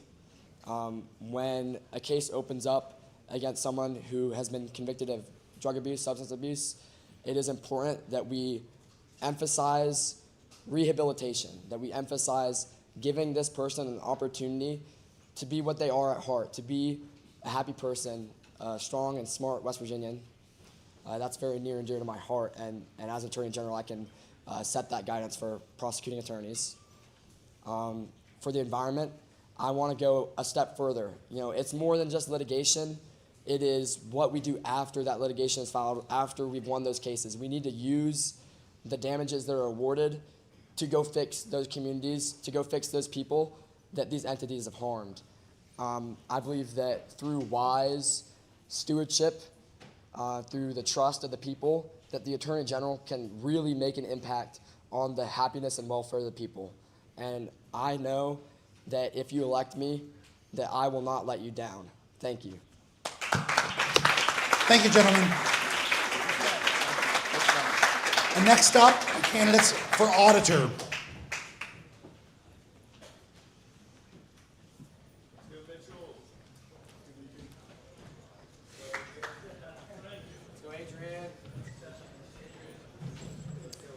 Our first question this time around goes to the Nationalist candidate.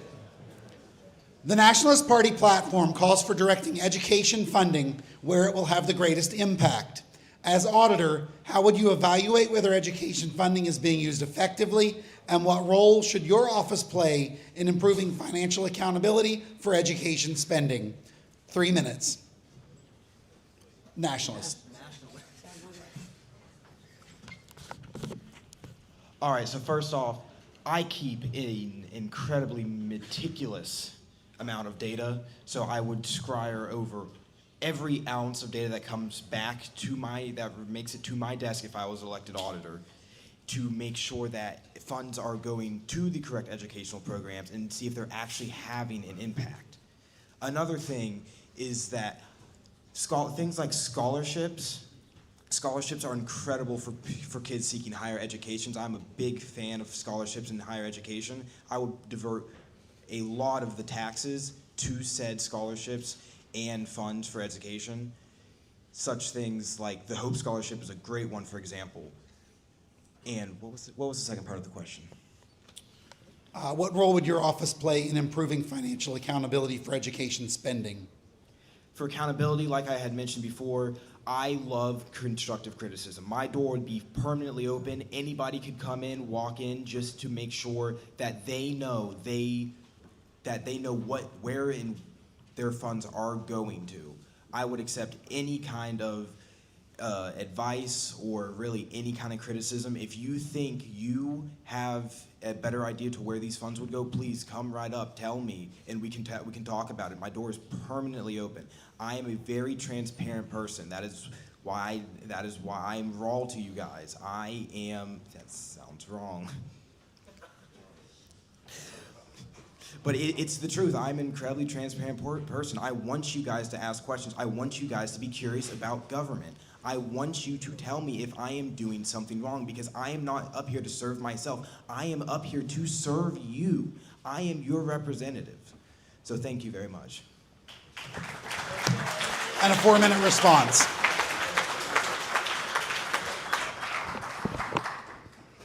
So just as my candidate said, accountability, that's something that I'm running off as well, and I totally agree.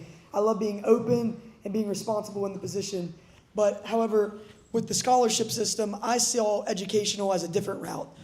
As the Federalist platform, we saw the educational opportunity through a different system with the coal miners and them losing their jobs. So how I would benefit through seeing the financial side of things is through governing how the coal miners can then be constructed into jobs through different finances of education. However, I do like the scholarship idea. The Hope Scholarship is great, and I do love the educational system in that route, but I saw it in a different light and seen it too inside of energy and production of that sort, and I see it in both lights. But thank you. 2-minute response. All right, so as he said, you said re-educating coal miners, correct? I said giving them to better jobs and re-educating them to find better jobs. All right, I just wanted to clarify that. Thank you very much. So, as a family, my half of my family has come from coal miners. My grandpa only has 7 fingers, but he can still shred on a guitar, which is incredibly impressive. But I have learned that re-educating coal miners is incredibly difficult. I'm not saying it is not possible, but it is a lot, because they take pride in their work. They take an incredible amount of pride in their work. But what I have learned as being the grandson of a coal miner is that focusing on their descendants, showing them, having them teach their descendants, like coal mining is an incredibly dangerous job. You should strive for something that is different. You should strive for, I'm not going to say a better life, but I will say a safer life. My grandpa taught me that he never wanted me in the coal mines. He wanted me to strive for a higher education. So that is what I personally believe in when it comes to education and taxes. Thank you very much.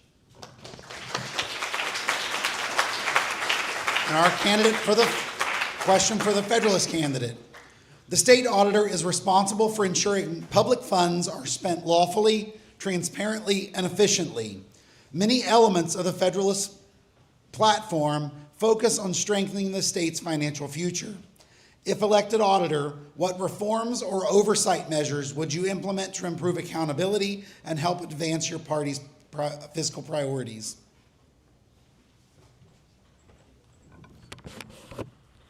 So as auditor, future reforms that I would take is for both parties that I can combine. So as you guys all probably know, the governor's running as the coal man, and I think that's awesome. I think that coal energy is really great. So I think that we can combine our nuclear energy and coal energy to make one happy unity. And let me explain that real quick. So I see it as a carousel. I see that as coal production goes up, finances go up, correct? I mean, I see it that way. And we can then take those finances and apply it to nuclear energy to get better resources and get rid of all that pollution that coal brings up and the harmful chemicals it brings. So once that coal goes up, but eventually coal will run out. That's a problem, and it's super sad to say. However, as coal goes down, time moves on. And as time moves on, nuclear energy should progress in the meantime. So in theory, as the carousel continues round and round, nuclear energy should go up, and then once coal energy comes down, it's all one happy unity, and then we can make the reform. Thank you. And a 4-minute response. So you said it was like a carousel. I do have one concern. During your statement, you said nuclear energy should go up. Are you not fully confident in your party's standing on nuclear energy? If that's the case, I would have concerns, because we know while coal is I will say that coal is incredibly dirty. It is incredibly dirty. But we can come up with modern solutions to make it cleaner, to hold off in the meantime, to come up with different clean energy solutions other than nuclear energy. Breakthroughs in things like vertical wind turbines or tidal power are incredibly strong for clean energy, and we don't have to immediately resort to something like nuclear. Nuclear is great. I'm a big fan of nuclear, but we can hold off in the meantime. And that is my stance on that. Thank you. And a 2-minute response. So I 100% believe that nuclear will thrive. However, the benefit of nuclear energy as opposed to wind turbines or anything else is not only that can us in West Virginia use that energy, however, we can then sell it. So then, after we sell it, we can then prosper as one community rather than coal, which we're only using as, say, a scenario of this. You go and flip on a light switch. You're expecting it to flip on. That's what coal energy brings. However, nuclear energy, you flip on that light switch and you expect the lights to come on, and then you use that light to then sell it. Thank you.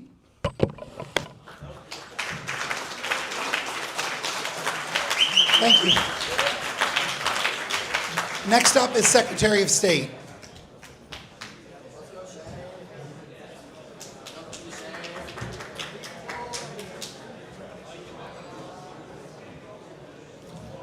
Our first question will go to the Federalist candidate. The Federalist Party platform emphasizes economic growth and improving the business climate. It also calls for better coordination between construction projects and nearby businesses to reduce economic disruption. As Secretary of State in charge of businesses in the state, how would you support business growth while encouraging infrastructure improvements that minimize negative impacts on local businesses? 3 minutes. All right. So yes, the Federalist platform wants to put forth the idea that construction companies should be more transparent with businesses that will be impacted by construction in the area. We want businesses to be notified in advance when construction is going to begin, so that they can prepare for the disruptions to their business that will occur. We will create a fund for those businesses that have been impacted using the surplus that the state is currently operating on, so that they can continue operating after construction is complete. And yeah, thank you. And a 4-minute response.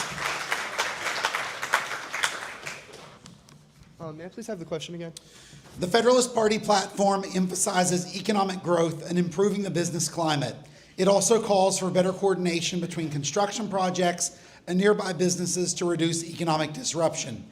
As Secretary of State, how would you support business growth while encouraging infrastructure improvements that minimize negative impacts on local businesses? All right. I would like to start by asking, you mentioned the surplus is where the funds would come from. I would like to know what you would do when the surplus runs out, and if there's a plan for that. And then also, could I have the second half of the question?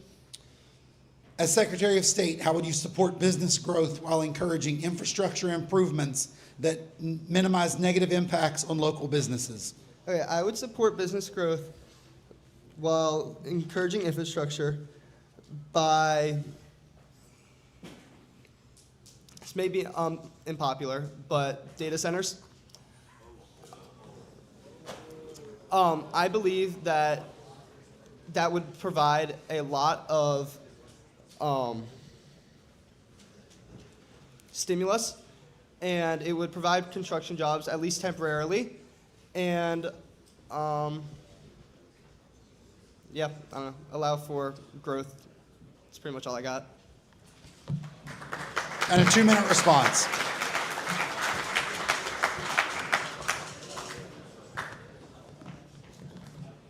So you asked about the surplus because you were concerned that it might run out, correct? Yes. So basically, we don't need to use the surplus to the extent that we are then put in a budget deficit for the year and following years. We can use the surplus to a point where we still have the surplus or barely break even. That way we continue to bring in more money than we are spending, and we continue to help local businesses thrive despite temporary disruptions to their economic status. Thank you. Thank you.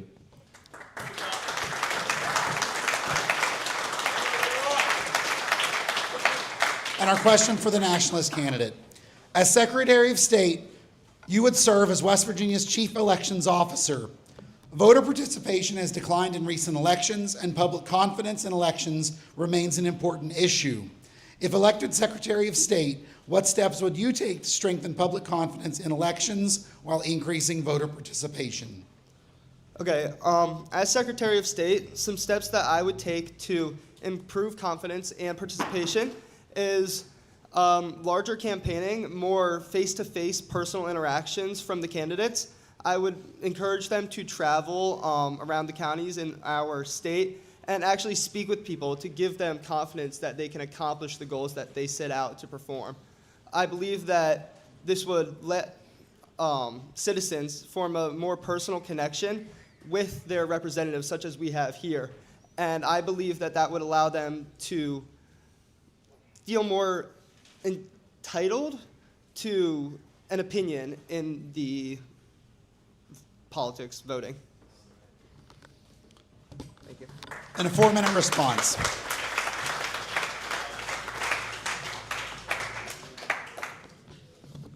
So first off, to increase voter turnout, we're going to encourage high schoolers to vote with something, or just by continuing the Jennings Randolph Award, which was the award that is presented to high schools that have a 85% or higher voter registration rate among eligible high school seniors.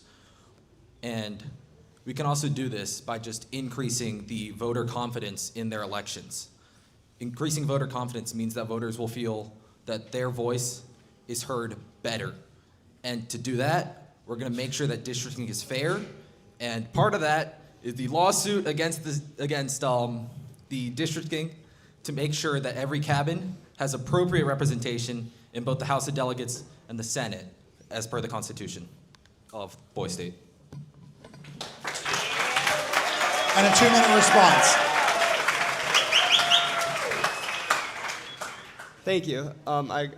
I like that take. One final thing I would do to increase confidence is actually make sure we're carrying out what the people want. I know a lot of times candidates offer empty promises. I personally, as Secretary of State, would make sure to follow through on all of my promises and be sure that I do whatever I claim to set out to do. That's all I have. Thank you. Big round of applause for our Secretary of State candidates.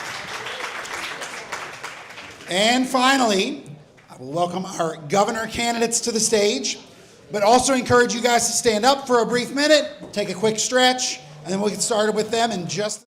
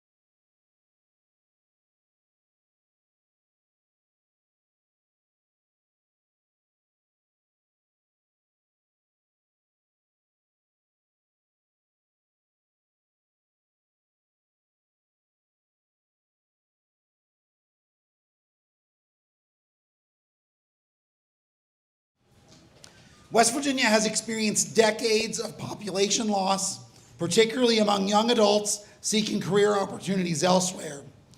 Your party's platform emphasizes creating opportunities that encourage residents to stay.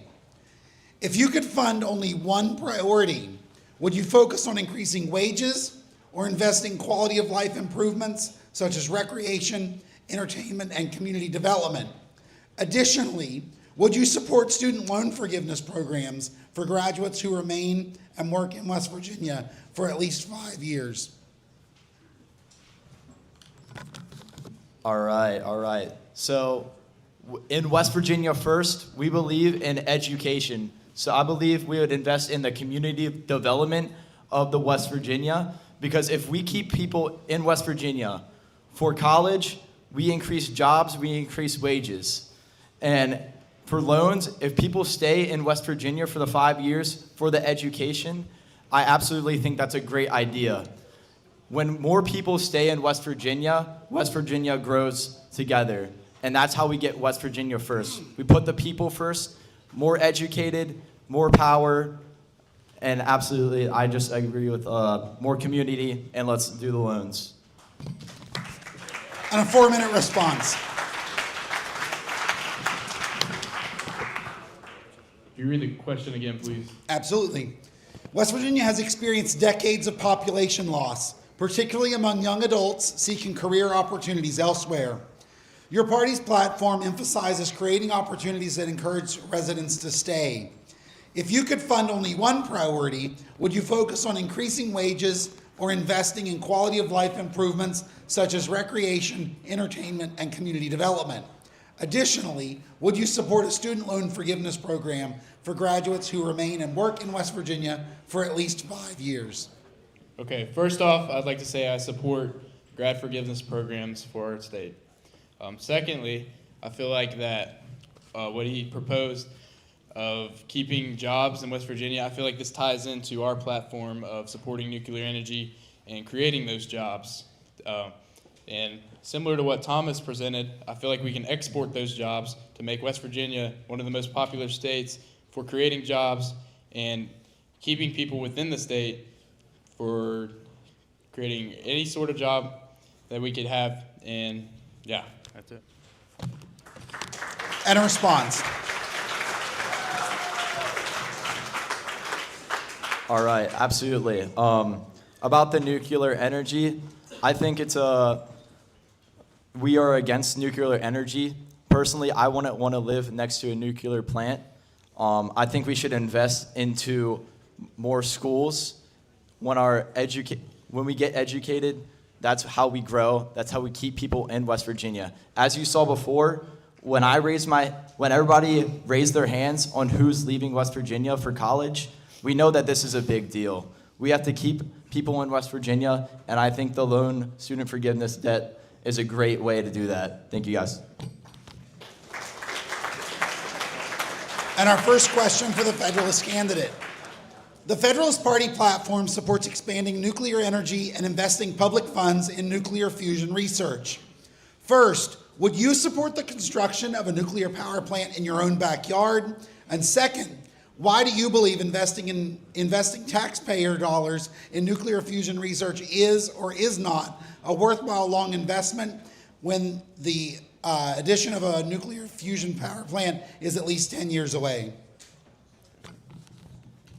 Okay, to answer the first question, if it created enough jobs to support my state, I'd bite the bullet and I'd let it exist in my backyard. Currently, I have a electrical station already in my backyard, so it wouldn't be much to me. And can you please repeat the second part? Would you support the construction of a nuclear power plant in your own backyard? Second, why do you believe investing taxpayer dollars in nuclear fusion research is or is not a worthwhile long-term investment of West Virginia taxpayer dollars, given that the construction of a nuclear fusion power plant is at least 10 years away? While the time frame may not be the most optimal, I feel like by investing our taxpayer dollars to a nuclear fusion program will, in turn, in the long run, create more jobs, more money for the state, and we can eventually export that money and become a wealthy state like we used to be when coal was at its peak as well. Thank you. And a 4-minute response. Like I said before, personally, I would not want to live next to a nuclear power plant. So if it was in my backyard, I would not be very happy about that. So instead of using our taxpayer dollars to fund a multi-billion-dollar nuclear facility, I believe that we can invest in the West Virginia residents, creating small businesses. This is what I wrote my legislation on when I entered Boise State. If we give West Virginia students who have a goal of starting a business or entrepreneurship, we can grow West Virginia from the bottom up. And instead of having nuclear power, exporting it, we can have jobs in West Virginia from small businesses. Everybody loves small businesses. And it can help West Virginia's economy grow. Thank you, guys.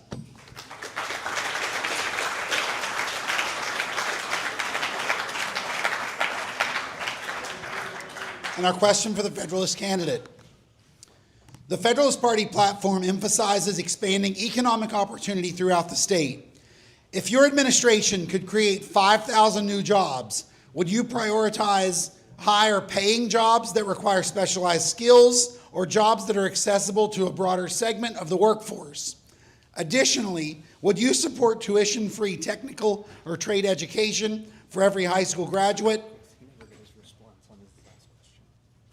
Oh, thanks for the good catch. Sorry about that. Yeah. All right. So, you please read the second question again. Sorry.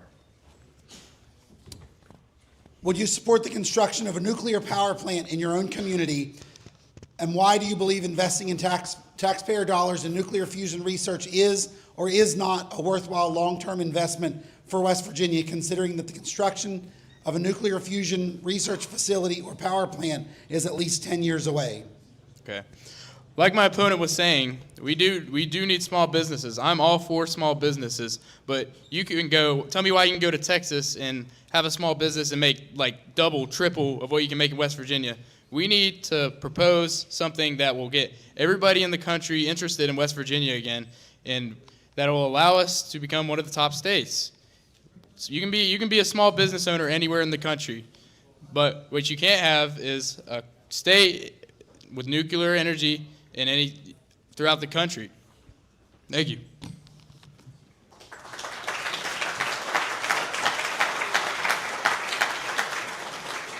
My apologies for missing your speech there. Next question. The Federalist Party platform emphasizes expanding economic opportunity throughout the state. If your administration could create 5,000 new jobs, would you prioritize higher paying jobs that require specialized skills or jobs that are accessible to a broader segment of the workforce? Additionally, would you support tuition-free technical or trade education for every high school graduate? And should companies receiving state incentives be required to hire a minimum percentage of West Virginia residents? Federalist. Federalist, yes. Yeah, it's to swap for the end. Yeah. You read that again. Apologies. The Federalist Party platform emphasizes expanding economic opportunity throughout the state. If your administration could create 5,000 new jobs, would you prioritize higher paying jobs that require specialized skills or jobs that are accessible to a broader segment of the workforce? Additionally, would you support tuition-free technical or trade education for every high school graduate? And should companies receive state incentives, be required to hire a minimum percentage of West Virginia residents? Okay. First off, I would support creating jobs that pay more but require special training. But I feel like as a state, we should be required to provide that special training based on what any student in high school or college wants to go into, to create that interest in the workforce and that can support those high-paying jobs. Thank you.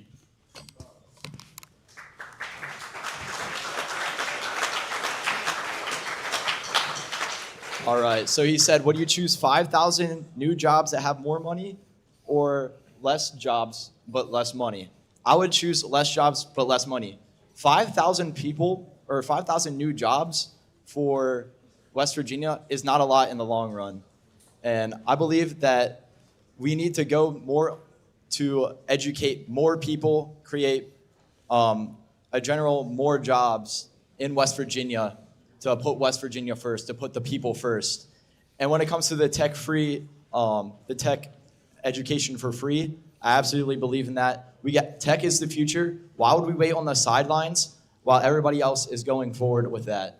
I absolutely think that we should support our future tech jobs in West Virginia, and that's our future, to put West Virginia first. Thank you, guys.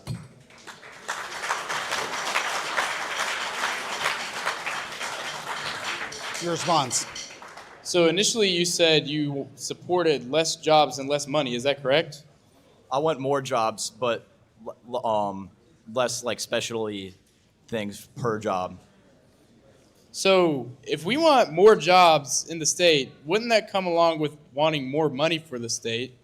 And to go along with our nuclear program, we could use that funding to put into our nuclear program and create more jobs and more money for the state. Thank you.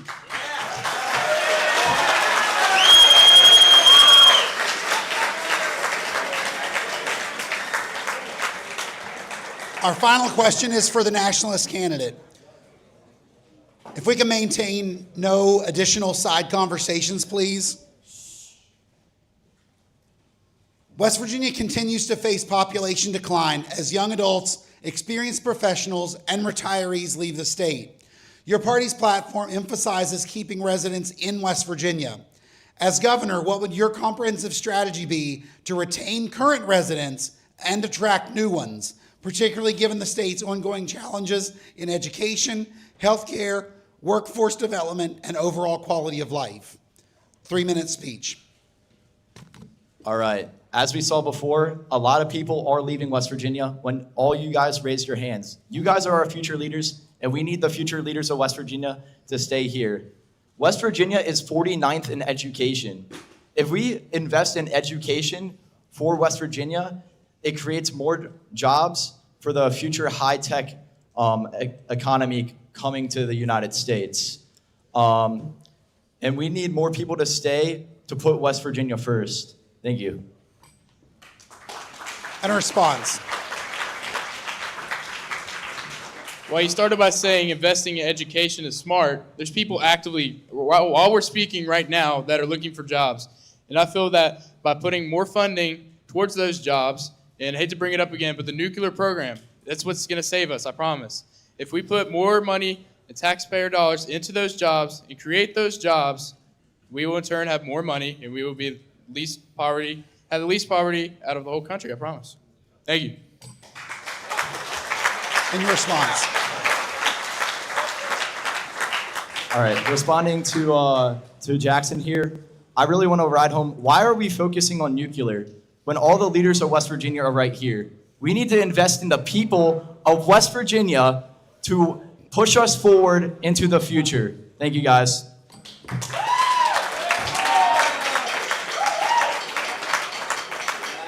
And for final closing remarks, our nationalist candidate will go first. Absolutely, guys. So You have 1 minute, by the way. 1 minute? 1 minute. Absolutely. So as you guys heard before, we got to put West Virginia first, not nuclear first.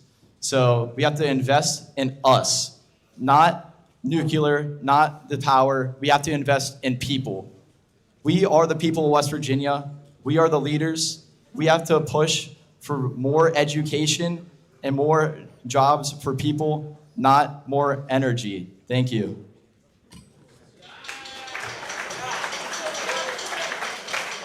One minute. All right, I first wanted to start off by thanking my fellow opponent here, and I also wanted to thank you who voted against me. Wow, it's created a competition, and I appreciate that. I appreciate the whole Nationalist Party as a whole, and my Federalist Party, of course. And most importantly, I want to thank God for giving me this opportunity. I wouldn't be here without him. And as your governor, I promise to work as hard as I can, tirelessly, every day, for the rest of this week, of course. And yeah, I know I'm not the best at public speaking, okay?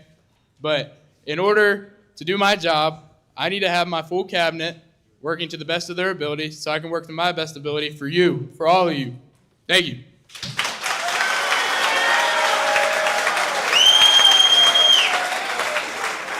And one more round of applause for all of our candidates.